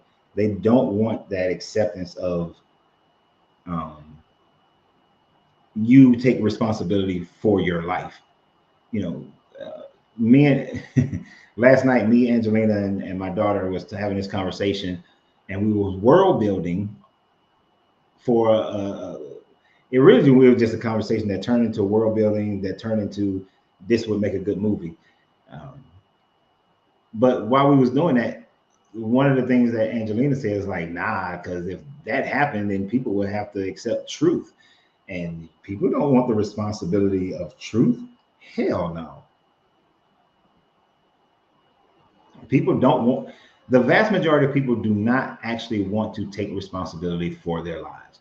They want to blame the government, they want to blame God, they want to blame the devil, they want to blame race, they want to blame gender, they want to blame something else instead of looking at themselves uh, as the creator of their life, as the determining factor of their life. They rather something else be in control of that so that they don't have to get their ass up and do the work.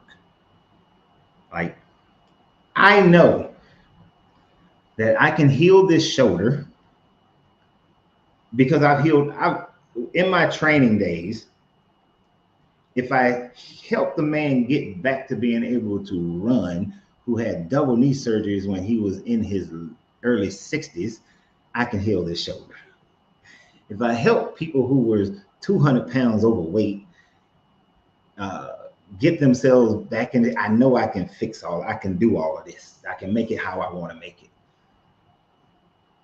Do I want to do all the work necessary? No, I don't. I don't. Be honest, just to be honest, I don't want to do all the work. I can get a six pack, but do I want to do all the work to get a six pack? It takes a lot of work. And right now in my life, I don't. I want to take a break. That's what this year has been. It's been taking a break. Ever since we shut down the lounge back in August of the 2024, it's taking a break. I get back to work. Said the devil is tired of shit. Yes, he is.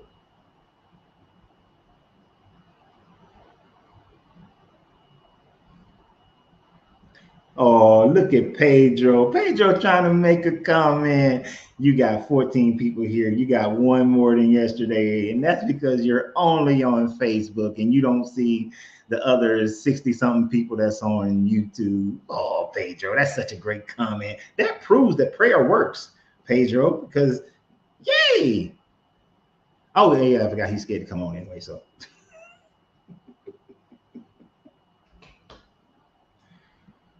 oh, I hated this statement. To God be the glory, whether it's a negative or a positive answer.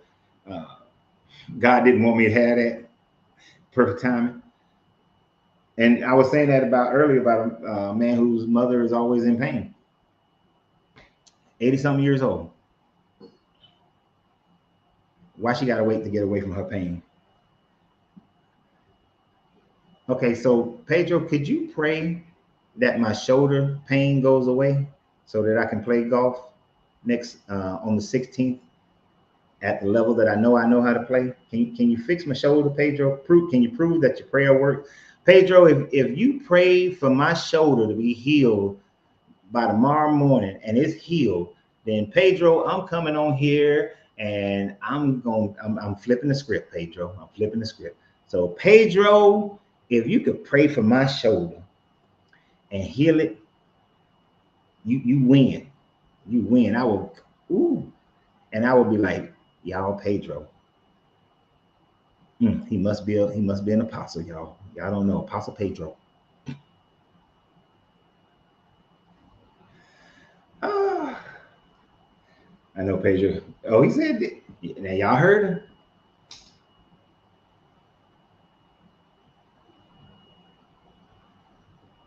him. Okay, all right.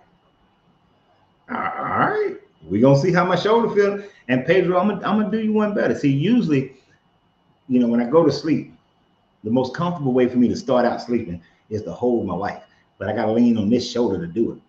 I ain't doing that tonight.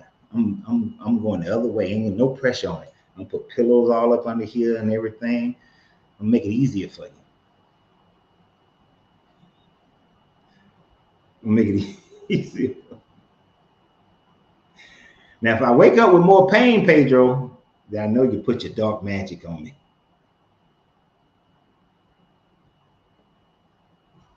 See? Oh, Sadie, don't be trying to mess up the shoulder.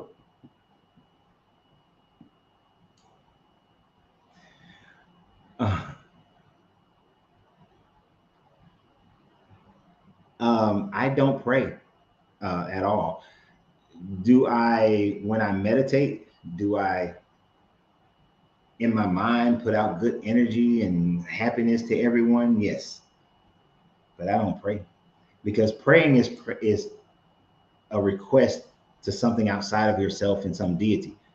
I don't. There's nothing outside of myself or a deity to pray to. So no, I don't pray. Mm-mm.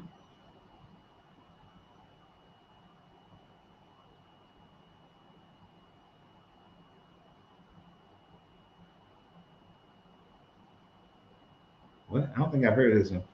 What's this deal about the idea that experiencing and going through chronic pain makes you a stronger Christian? Because if through your suffering, there's a thing about Christianity that teaches you that through your suffering it makes you better, like saying that the last will be first, and that those who suffered for the name of Christ will be dressed in white robes, all the martyrs. And so through your suffering, you become greater in the kingdom of heaven. It's a great marketing tool to poor people to make them stay poor and not focus on changing their lives, because they want you to believe that if you were to suffer in the now, then you'll have greater in the future in heaven. So don't fight me from keeping you poor or keeping you in pain or keeping you disenfranchised. Stay in your place, basically. So that's one of the controlling mechanisms of religion, was to make poor people comfortable in their misery.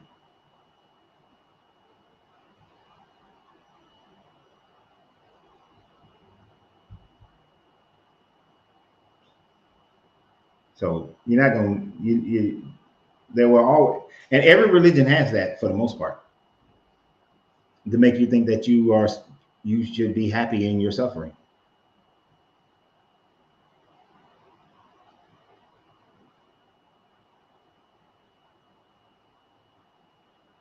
Right. And we're always going to have some pain. There's always going to be struggle, strife. There's always going to be predator prey.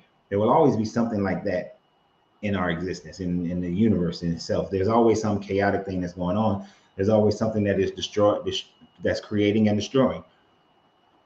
It's unavoidable.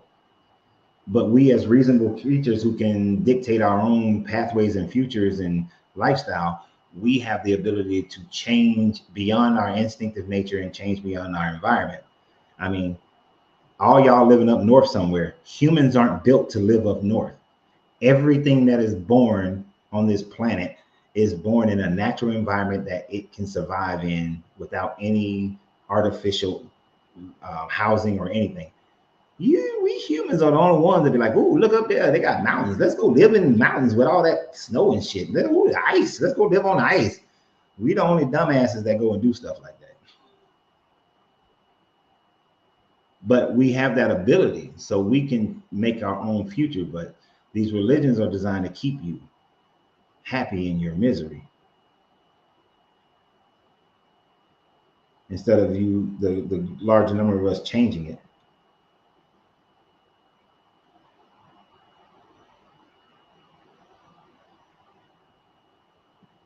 Is that right? Is all scripture? So with all the books that was written, the ones that weren't included in the canon, would that include those as well? And as far as them all being inspired by God, we know that the second letter of Timothy was not written by Paul, but was written by maybe a student of Paul or somebody who came much later than Paul and was added to the Bible. So it was not inspired by God. But you can't, the book itself can't claim that it's inspired by God and that be facts. But you can't prove your God based on what's written inside your book. And that's probably the last thing I'll put up of yours if all you're doing is just putting scriptures on here, because you didn't read the title of this page.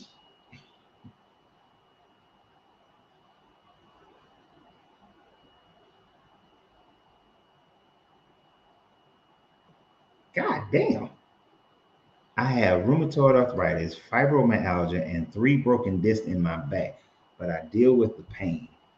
Oh, I remember when I was training this woman with fibromyalgia, I almost broke her goddamn shoulder, because she was going up and then the muscle just gave out.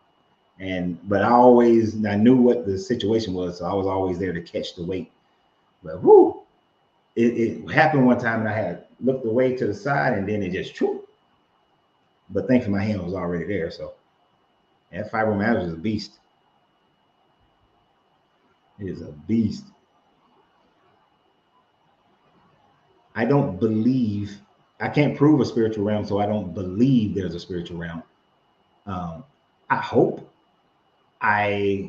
circumstantial evidence demonstrate that there must be that there is possibly a level of consciousness that is higher than where we exist now, because there is also a lower consciousness when we look at plants, animals, rocks, atoms, molecules. There's lower levels of consciousness. So theoretically, there should be a higher level of consciousness. It's a theory, can't be proven, or at least we haven't proved it. So believe? No, I don't believe nothing. It's either facts or it's a theory. That's it. Facts and theories. And theories are not to be believed until they are proven or disproven.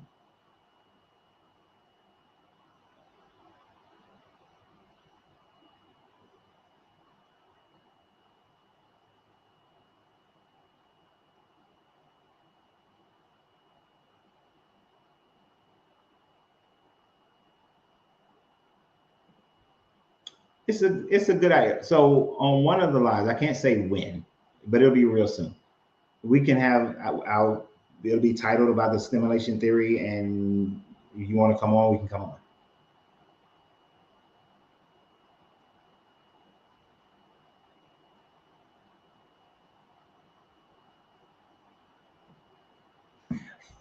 Okay. I know I have my saying, at the end of every video, but James, why do you always, and I got to give you credit. This is almost the best sentence you've ever written. You need some help for a black man. You forgot the period. You still uneducated. You have yet to provide me any education whatsoever. You have yet to provide any information that goes against or refute anything that I say that actually disproves anything that I say. And then you always say for a black man, right? Which, do you mean that in the racist white people way? Like, oh, you are articulate for a black man. You are, or you mean that I should be much smarter as a black man? So my amount of melanin in my skin dictates what level of intelligence I should have. That's what we're going with. That's what we're going with.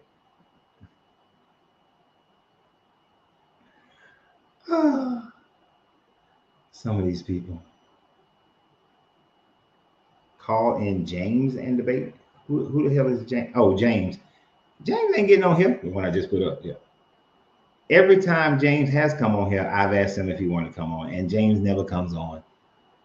James, Pedro, they never come on live. They don't want to be on live. They want to hide in the comment section.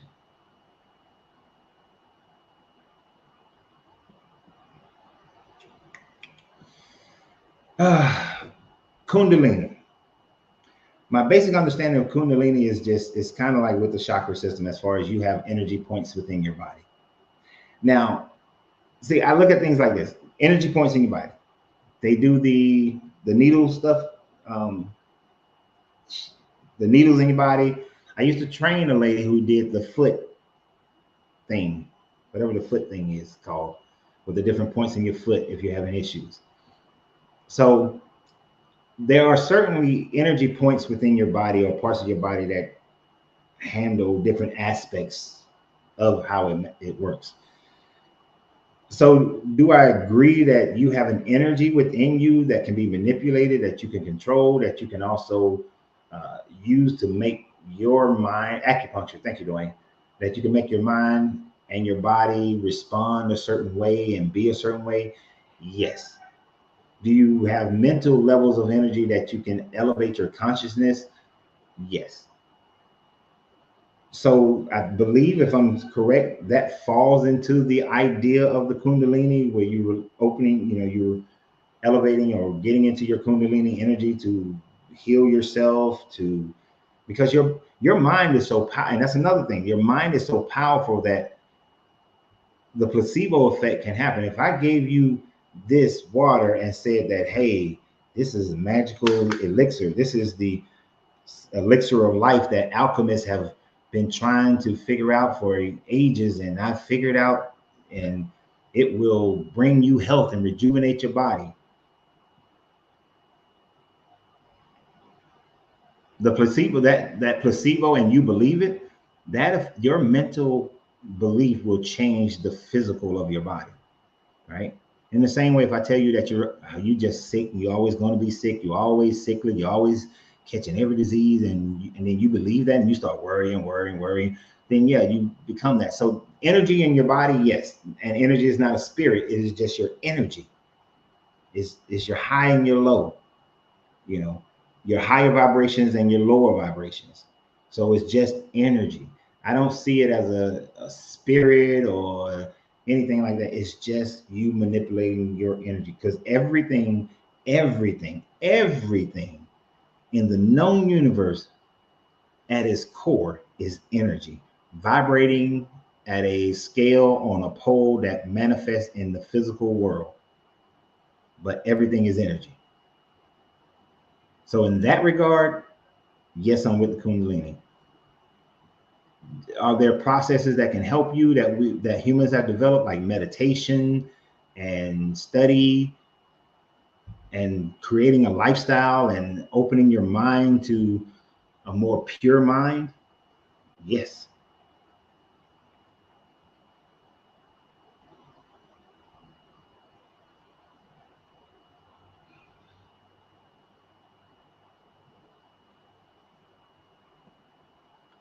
So how would you know the difference if we don't have a baseline to divide which is where and where we start from that baseline? Well, see, the baseline of the pole is exactly where things are right now. You don't have to have necessarily say, okay, the baseline must be here. So when I look at this baby keg on me, I can say this baby keg is the baseline for my health energy, for the energy of my body ratio to muscle, skeleton, and fat. So when I increase the activities and put in higher vibrational foods, the 258-pound me develops into at a higher vibration is at 230 pounds me.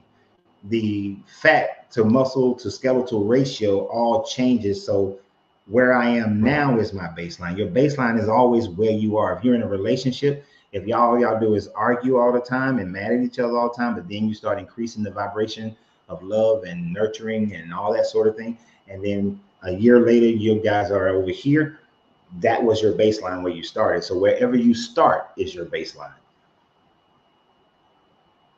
because people aren't the same, situations aren't the same. We all are existing in our own mental universe, because everything, like, y'all don't know what's in this room. You're not sharing what's in this room.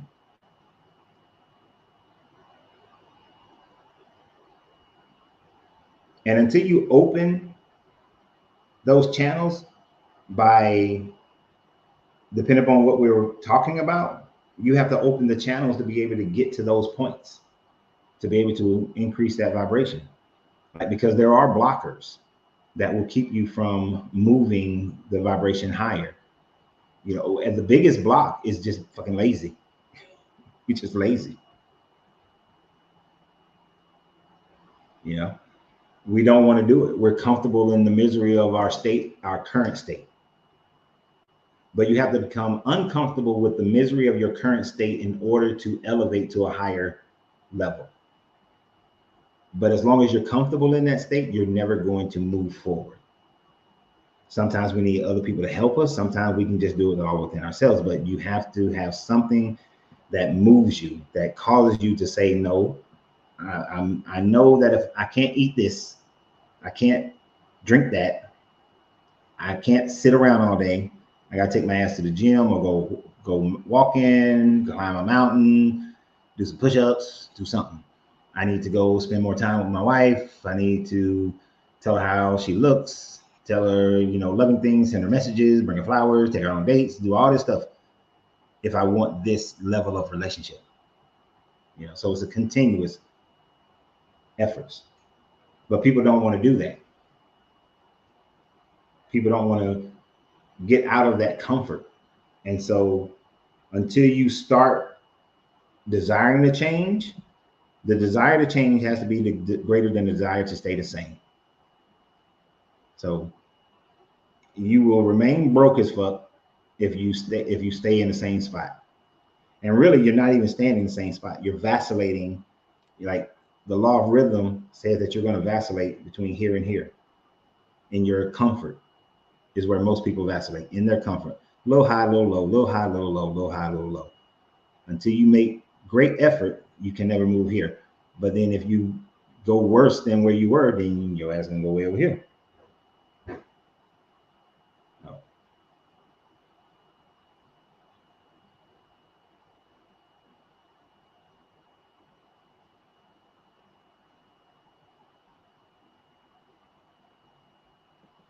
And consciousness is very difficult because some people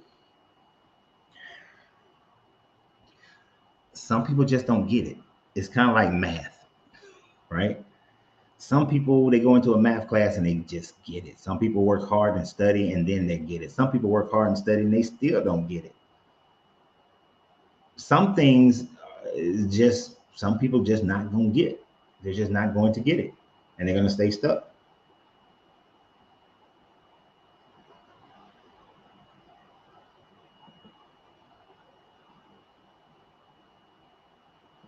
Actually, Pedro, when I speak to Christians who are esoteric Christians, they do recognize that when they speak about the word of God, they are talking about the vibration of God. Like when it says that, you know, in the beginning was the word and the word created everything in John 1. they would translate that to mean the vibration of the word of God spoken in Genesis is what manifested everything. But that's esoteric Christian. You ain't gonna find that doctrine in your other Christian, in most Christian churches. But that's still somebody who's trying to be Hermetic but hold on to Christianity. And there's actually a group called Hermetic Christians who try to take the Hermetic laws and they implement them into the Bible.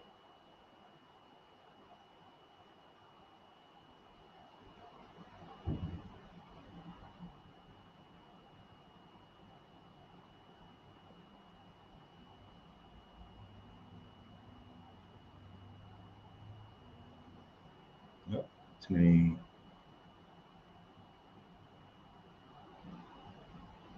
But see, the difference here is I don't think that the God of the Bible is the vibrational, is the mental state of being that created the universe by increasing the vibration of certain things in order for everything to come into existence. The God of the Bible is not that creator. You know, this in the same way that you say that, as far as your Bible God is concerned, is the same that is said of other gods, that Atum created through the word, through speaking, through vibration. Atum did the same thing. Ra came out of the Ogdo because of the vibration of the word. So the word has been a common trope in other religions that came before Christianity, came before Judaism. So before there was an Israelite, that idea of a supreme deity through vibrations of the word being speaking things into existence was already present. Hence why Judaism and then Christianity and then Islam are all based on other Mediterranean cultures and deities and knowledge, which includes Egypt, the Levant, East Asia, Greece, all these other places around, the Mediterranean.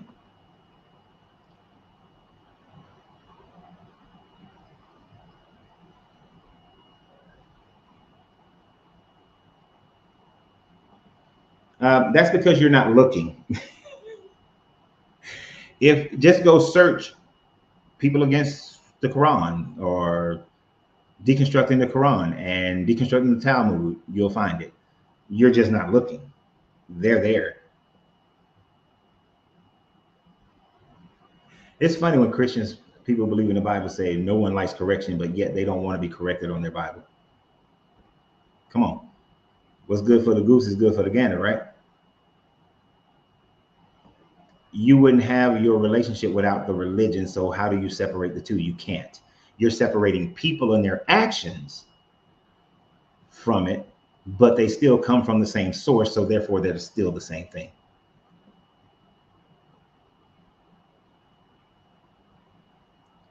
Can you explain why some Christians say meditation is demonic, and which I completely disagree with? Because meditation came from more your Eastern religions of Hinduism in the Indus religion and Buddhism, and because they were mainly coming from a different religion, popularized by a different religion, then they declared it to be demonic. But even with their own Christianity, it tells them to meditate on the word. So they still meditate on the word, but because the main inference and the main style of doing meditation comes from regions, and they implement it into their religion, because meditation actually has nothing to do with religions, they demonize it.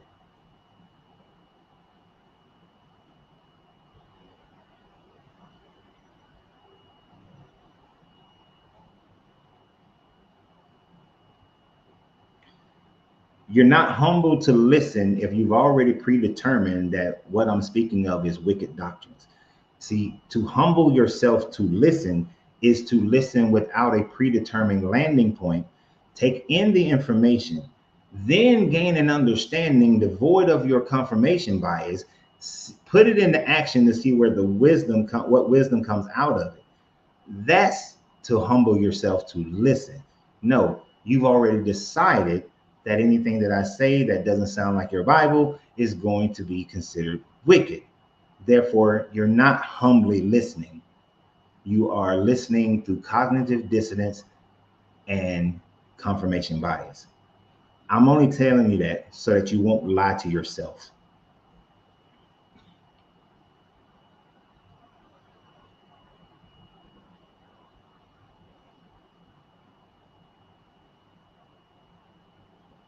Because most of y'all are lying to yourselves.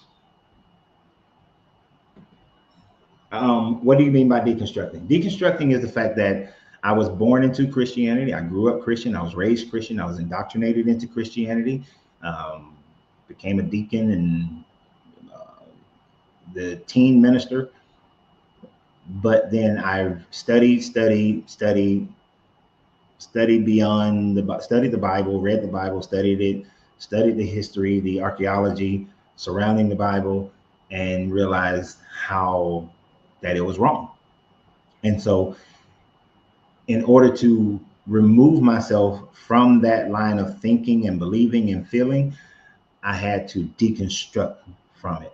So it's like you see a building, the building starts becoming dilapidated because it was built wrong, foundation got cracks and shit all on it, and you have to tear the building down brick by brick.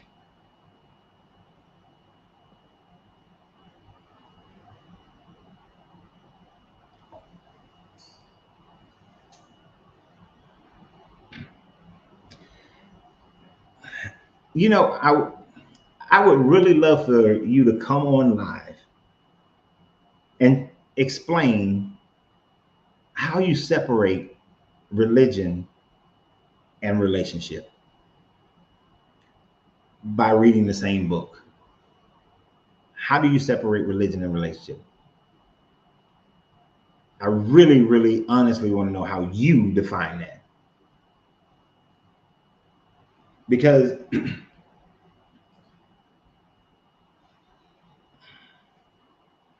it's really a false statement to say when I and it's become popularized. Like when I was growing up, I remember when the shift started changing. It went from everybody wanted to be religious, and then religion started getting a bad name, so then everybody wanted to be spiritual. And then spiritual started becoming synonymous with people of other religions. And so then around the 90s and stuff, it started becoming relationship. You got to have a relationship. You got to have that personal relationship with God, because people didn't like how the term religion was now being portrayed out there by the evangel, and it's mainly by the Southern Baptists and the evangelicals who took over religion, and the Catholics. They didn't want to be referred to them either. And then so everybody became spiritual, but then all these other people was talking about spirituality, and so now it's relationship with God. You gotta have a relationship. I'm gonna read the same book that these evangelicals and Southern Baptists and the Catholics and all them read, but see, they religious because they just trying to control people. But see, I have a personal relationship with God, where we talk.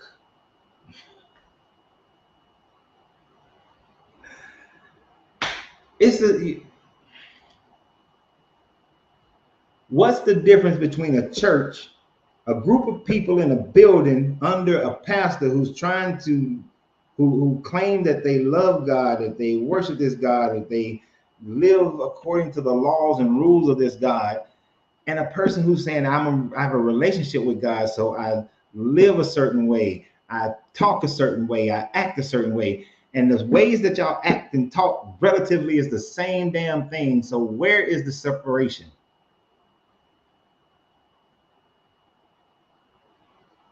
No, I want to come on to the live, because you ain't showing me nothing. All you did was put out some scriptures without anything behind it. So you can't just put scripture out. You got to be like a pastor. You got to put a scripture out and then explain it. Because putting it out, just looking at scripture in itself is the reason why there are over 40,000 different denominations, all reading the same book, because they put a description out. They look at a scripture, but then they have a different doctrine that they create based on that scripture. But little statement, it's in you, that don't mean nothing. That means, you know, the most disappointing thing about most people in these religions or these relationships is that substance is missing. How do you expect anybody to accept what you're saying, believe what you're saying, come on your side if all you say, it's in you? That's the same thing that the Gnostics say. That's the same thing that the Muslims say. That's the same thing that a Hermeticist could say. That's the same thing that everybody says. It's in you. It's in you. You got to look within yourself. You got to look within. You just got to believe, and God will show you the way. Come on.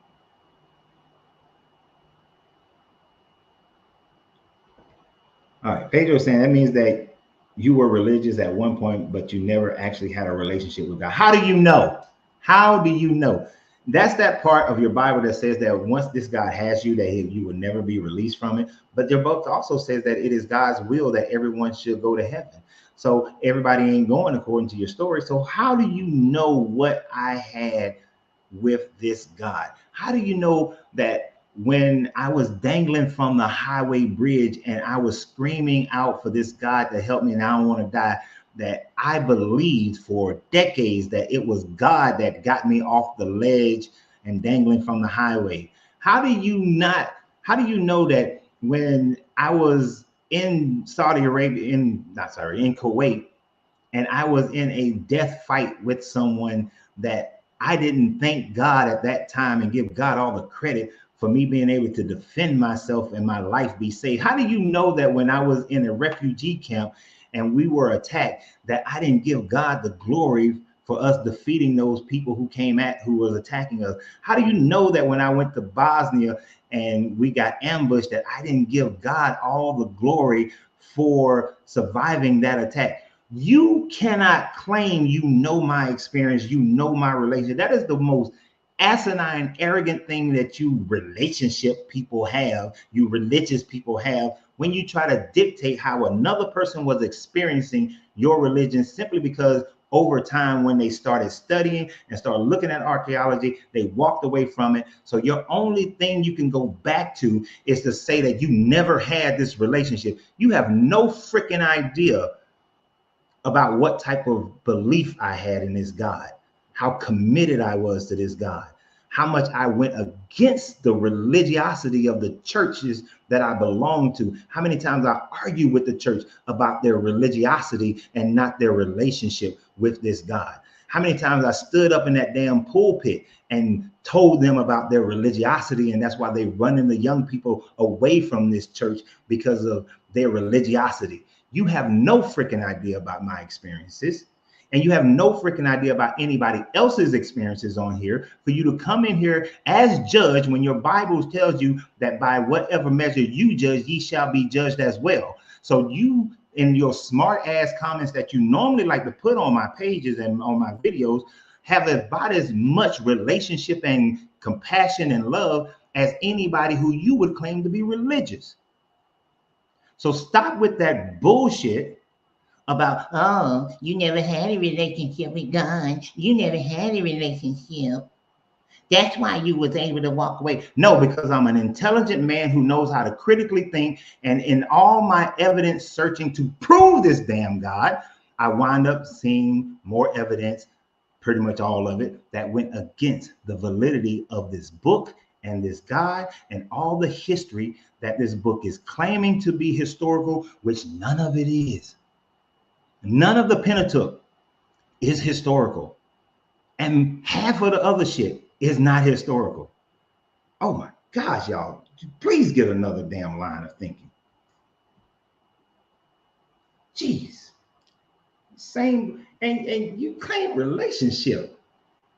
And y'all are the most hell-raising ass people. And y'all want to claim relationship? I got a relationship with God. You ain't never had one. Jeez. Got my damn PTSD up.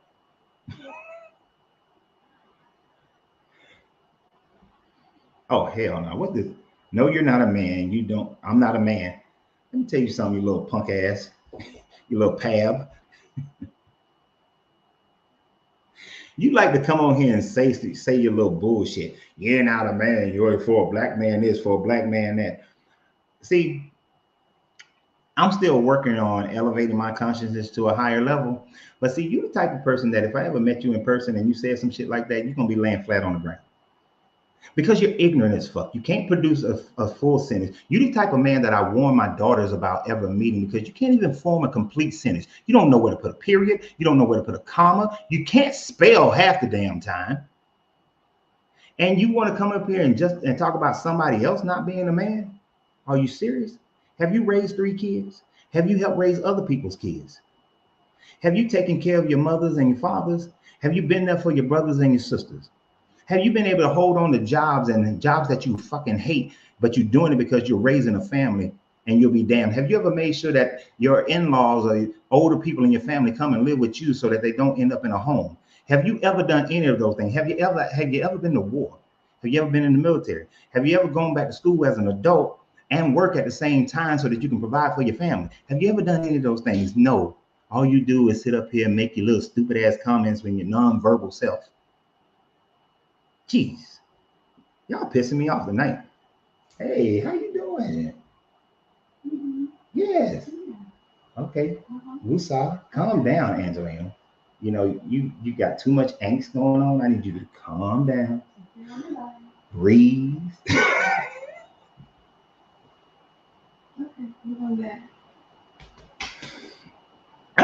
And see, here they go though. You got a lot of anger and you blame God for all the bad, your bad. Did you not listen? My anger is towards your stupid ass statements. It has nothing to do with your God, no, your religion. It's your stupid fucking statements. It's you. Because I'm going to be just as nice and sweet to my beautiful bride over there. She's looking all cute. Got them glasses on her head like she's a school teacher or something. Oh, you're a school teacher? You're going to play that role tonight? All right, now. Got me sweating up here. No, I just, y'all, stupidity drives me insane. And I don't have any hate. Like, I don't hate Pedro. I don't hate James. I just think they're stupid as fuck. It's stupid. It's dumb. We are having an intelligent conversation, and then you come with some stupid stuff. And you think, oh, look, I threw Coach Renz off his game. No, because everything I said was still intelligently designed and flowed like a river. And at no point did I lose myself that I babbled off onto something that was incoherent. Everything was coherent. And y'all still look stupid. And see, look at them. They think, oh, we're making progress. You've made no progress. Let me tell you what you've done. The only thing that you do is solidify my position even more so, because you make me recognize, you help me to recognize even more how delusional you have to be a part of this religion. That you say some of the dumbest things. Like, how delusional do you have to be to say that, oh, you never knew God because you left the religion? That's a weak statement. And you believe that. So you believe that if somebody truly knows this God, then they will never leave this God. But everybody claims that they have a relationship with this God, but they have no proof of any relationship. They have nothing that they can demonstrate that shows that they have a relationship. It's just something you say because it's based on your feelings and it's based on pop culture. So you actually, and to me, deflate your argument even more because your statements do not hold up. But it's cool because you're going to go to bed and you're going to be thinking like, yeah, I got to him tonight. He coming over to Jesus. No. Your statements make me realize even more so of how delusional I was when I was in my 20s and early 30s. I was incredibly delusional to believe in this. It's just revolting that some of the same things that you are saying now are some of the things that I said And like, if I could find the people that I said that to, I would apologize to them.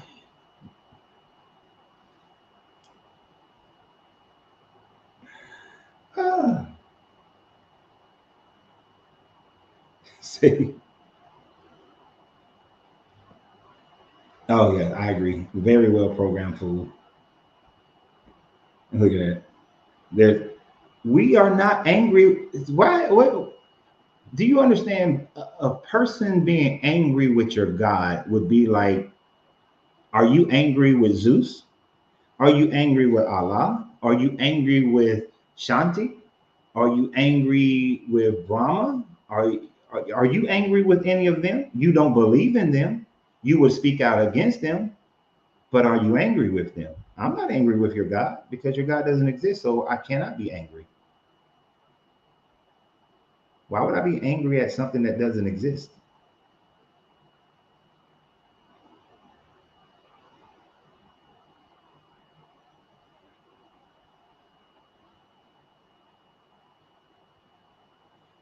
See, this is what I'm talking about.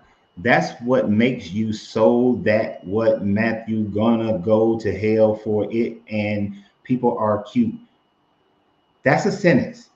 That's what makes you so that what Matthew's gonna go to hell for it and people are cute. We'll go to hell. We'll go to hell for a black man. You're gonna go to hell for something like that. What grade did you go? Did you graduate? Did you only make it to the sixth grade?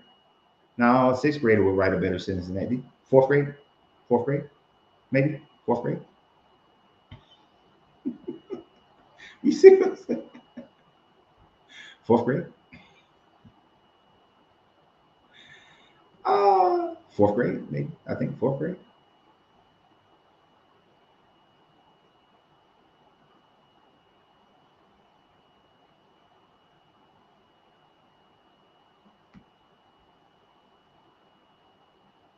Right. If you're a true follower of X thing, you never leave.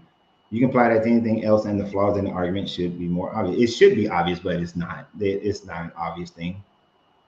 Oh, thanks for the gift. Who did that?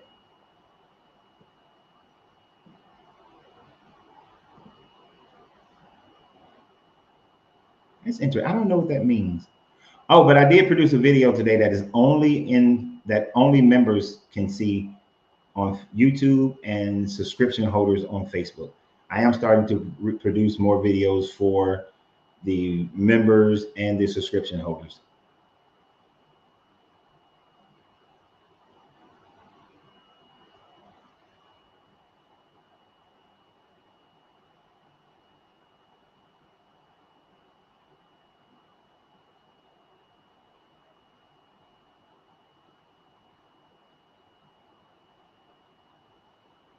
Oh, whoa, whoa, whoa, whoa. That was probably one of the best statements I read and I saw today. Wait a minute, wait.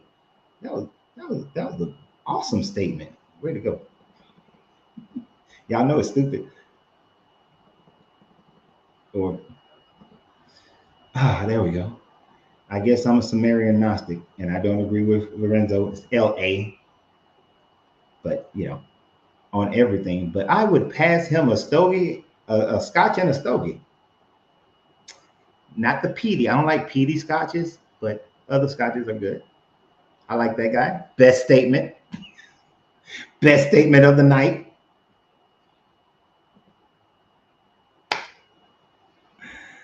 That was the best. Miss Prissy. Hey, it's been a while. Been a while.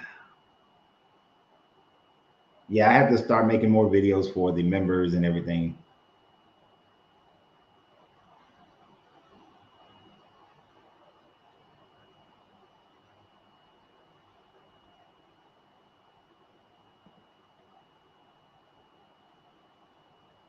So trifold ask y'all this. Mutu ask y'all Christians, which God do you serve?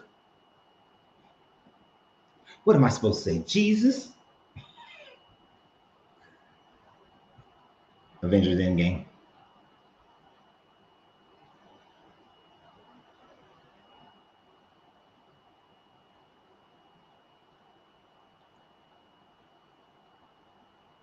But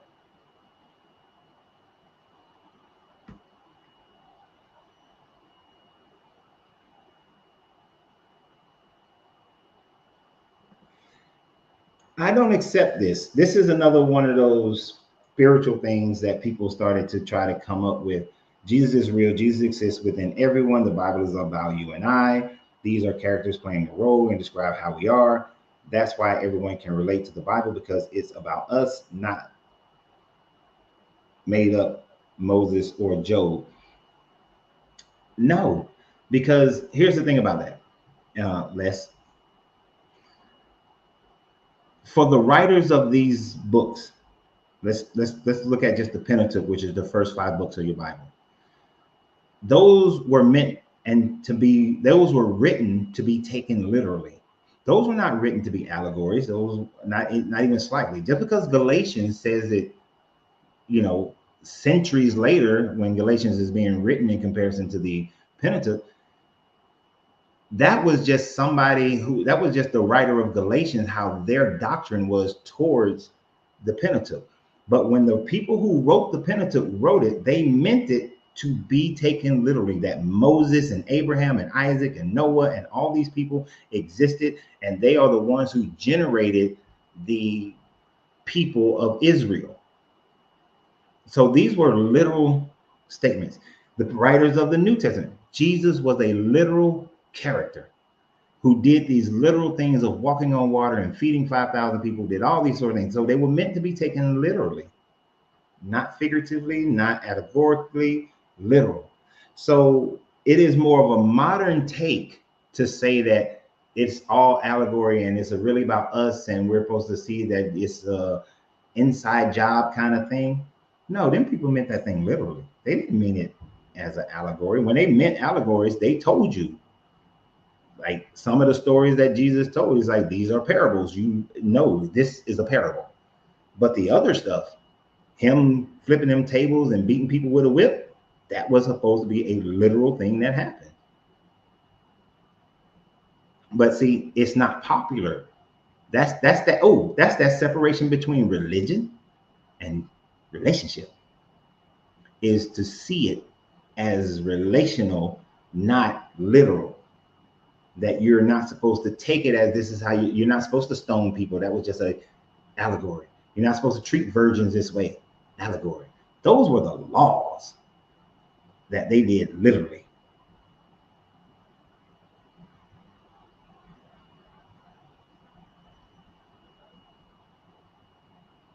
So, you know, you gotta, one of the things that I studied a lot that also helped me deconstruct from Christianity is how many times Christianity was revamped.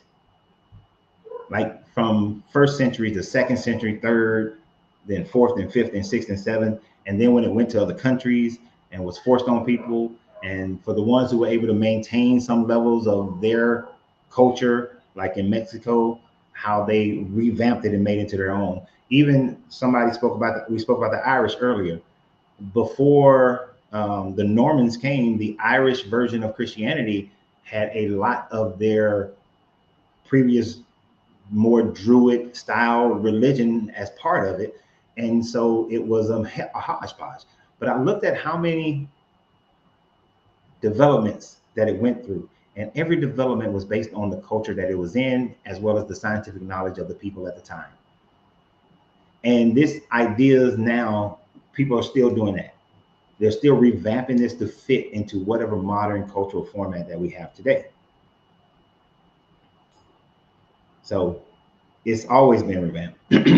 And as I did a video a couple of months back, the Pontius Pilate letter has been proven to be a forgery. None of those letters are real. They're forgeries. If you do the research on the Pontius Pilate letters, you will find out that they're forgeries. There is not one biblical scholar.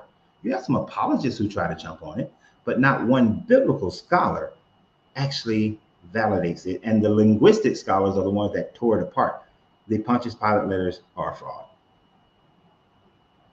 So you might, I didn't even read your whole statement. I just saw you say I must have never read the Pontius Pilate letter. Yes, I did read them. And I also studied them. And then they're frauds. They're forgeries.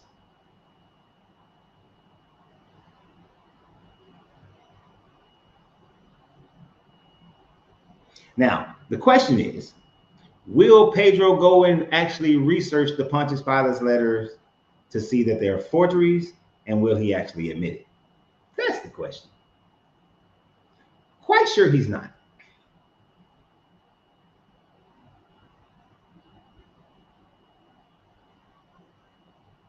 This man said because the Romans never kept their history.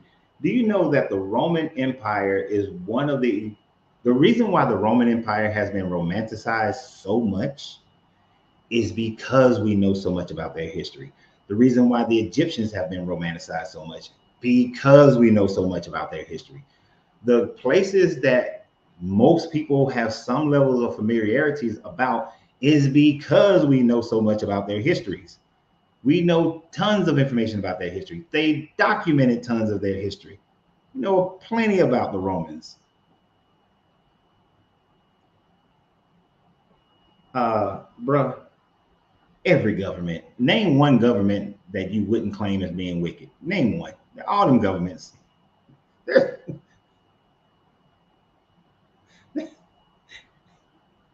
You can't single out the Romans. You can't single out the Romans. No, you're saying exactly, but because the Romans kept their history so well, the Pilate letters are not real. It doesn't mean that everything that you have about Rome is real. The Pilate letters are forgeries.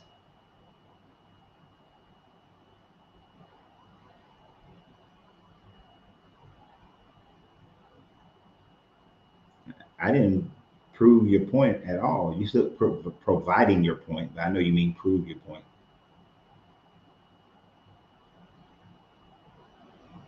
Oh, because I mentioned the Romans. But okay, I got you. I got you, Gabriel. Got you. But yeah, none of these societies, Pontius Pilate letters.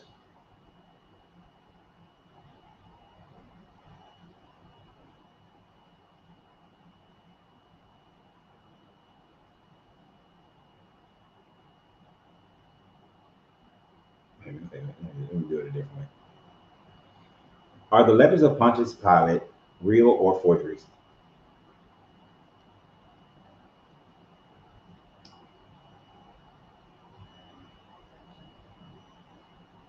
No, letters attributed to Pontius Pilate are not authentic and are considered forgeries. Modern scholars believe that these letters were not written by Pilate or his contemporaries.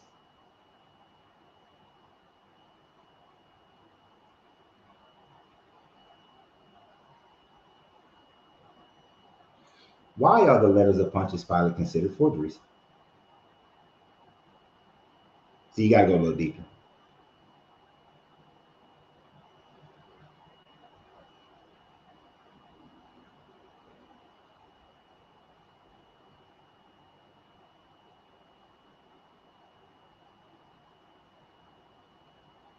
Oh, I know I brought my reading glasses up here.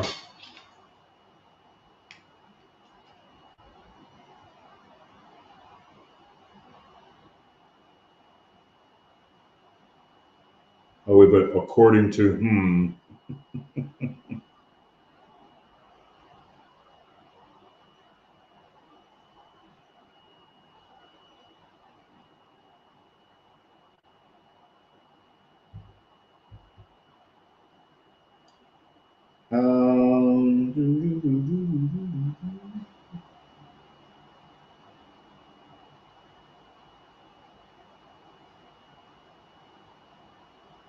so the earliest renditions of these letters were not discovered until around the 11th century, which would put it in around 10 CE.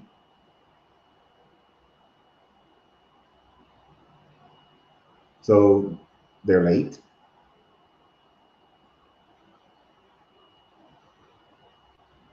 And let's see, what am I looking for? What am I looking for?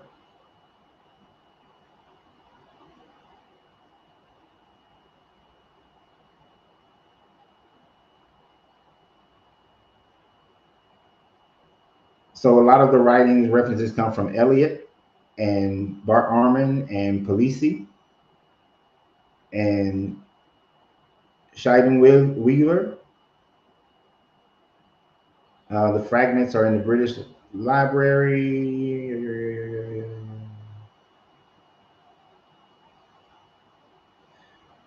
I know one of the reasons why is because it was, now there's no other scholars beforehand ever mentioned it. Like this, the pilot letters were never mentioned by Nicodemus. It's never mentioned by Irenaeus or Eusebius. None of those people ever mentioned or talked about these pilot letters.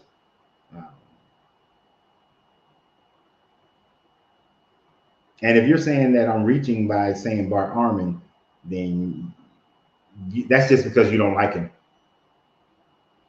That's just, I don't like him.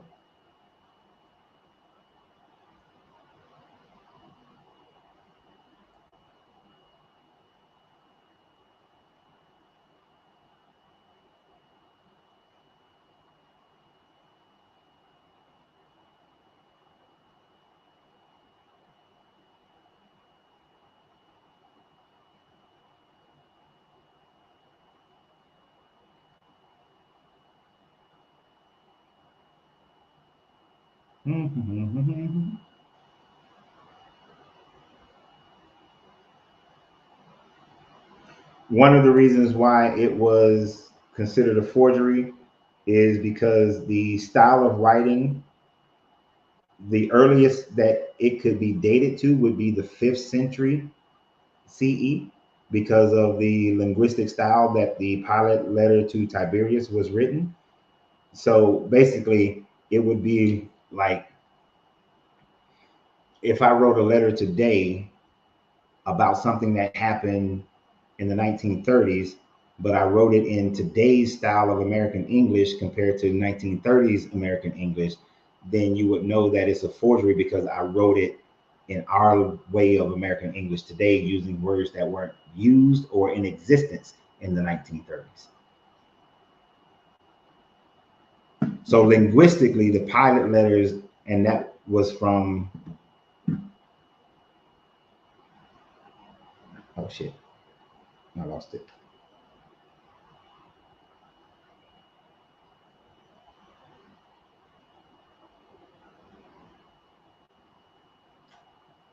That was from the linguistic library of, um, from the British Museum, and which is supported by the religious studies of Oxford and religious studies of Cairo and the University of Geneva. And these are PhD breakdowns from linguistic archaeologists.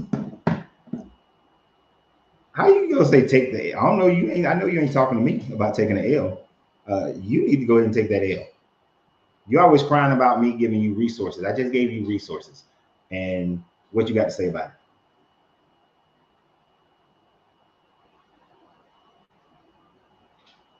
What you got to say about it?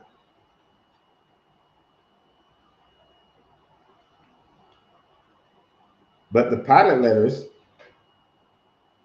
they just don't fit. Linguistically, they don't fit.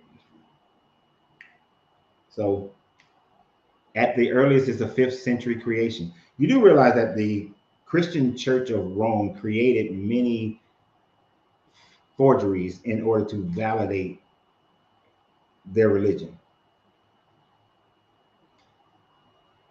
So just like the Shroud of Turin is a forgery, Christians don't care because they want to believe, they want it to be real, but it's a forgery. And the further we come up in time, it's kind of like the video I did earlier today where I talked about the King James Bible compared to like the RSV Bible. You have better linguistic translators today than you had during the time frame of King James, than the time frame of the Tinsdale, the Geneva. So the King James has many flaws in it.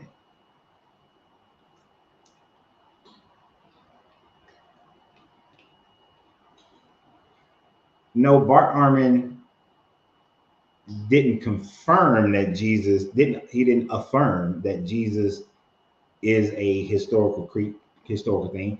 He says that it's more than likely that he was a historical person. Now, being a historical person and being the Jesus of the Bible are two separate things. Bart Ehrman also expressed that there are multiple Yeshua types that the biblical Jesus could have been modeled after, but he does not confirm your biblical Jesus, just historical people that the story is based off of. It's the same as saying John Henry, historical person. John Henry who plowed through a mountain with a pickaxe in an afternoon. Nah, that person doesn't exist. But who the story is based off of, sure. So that doesn't validate your Jesus. You'd like for it to, but it does.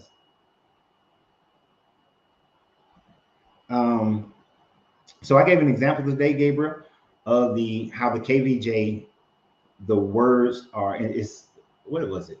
Isaiah 18? Is it Isaiah 18? In the KVJ version of Isaiah 18, it calls the Ethiopians terrible.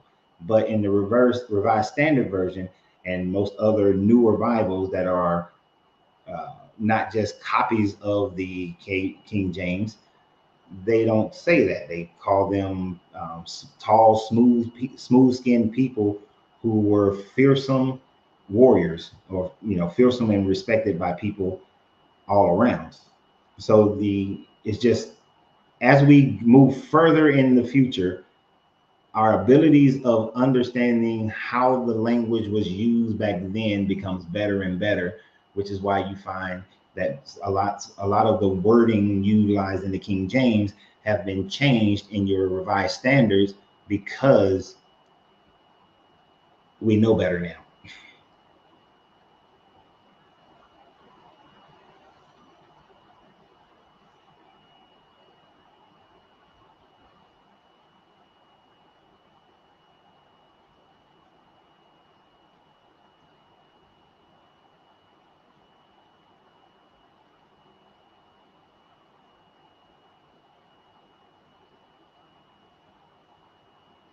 Yeah, so I wouldn't trust the King James. You shouldn't, because that one word changes. You think about it, from calling people terrible to just saying that they were respected. And it said that they were terrible herefore unto, since their creation. So that's a big difference from they're just tall, smooth-skinned people who were respected and feared by many nations. It gives a different context to the writing. So the King James, I would not use it at all. And it's easier to read the Revised Standard anyway, because it's written in American English.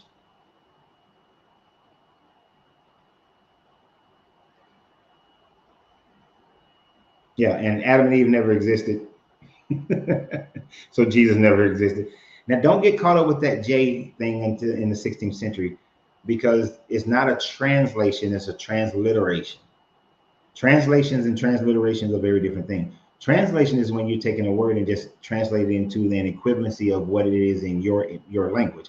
Transliteration is when you're saying we don't have a translation, so we give it the name that is closest to what we do have.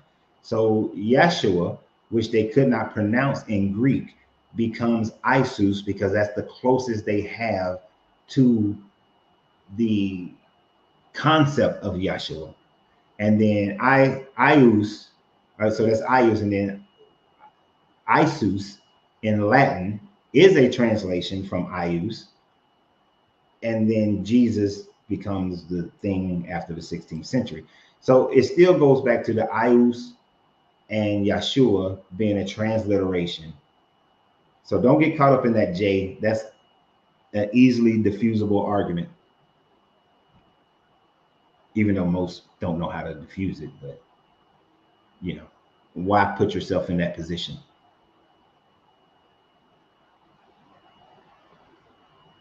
No,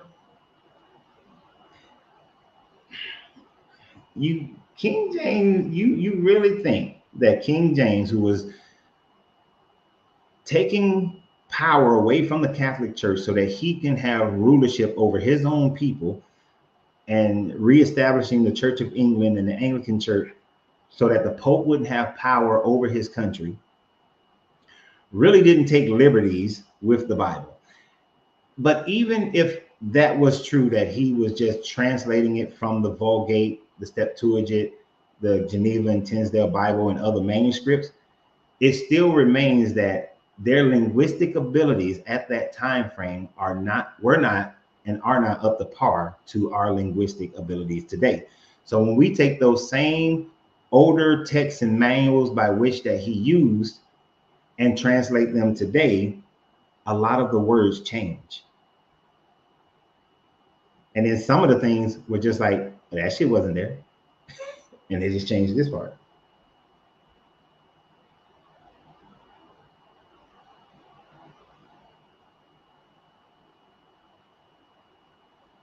Oh, I see who Gabriel is now. King James was not a black man, and I'm not even going to get involved with that one. Not even going to go to that one again.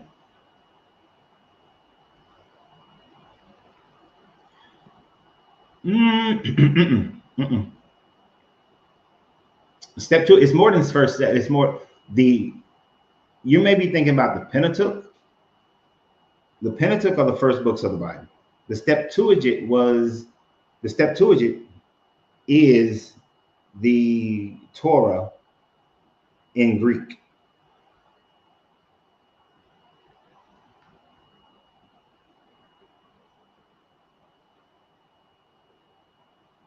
Oh shit, it's been 2 hours and 47 minutes.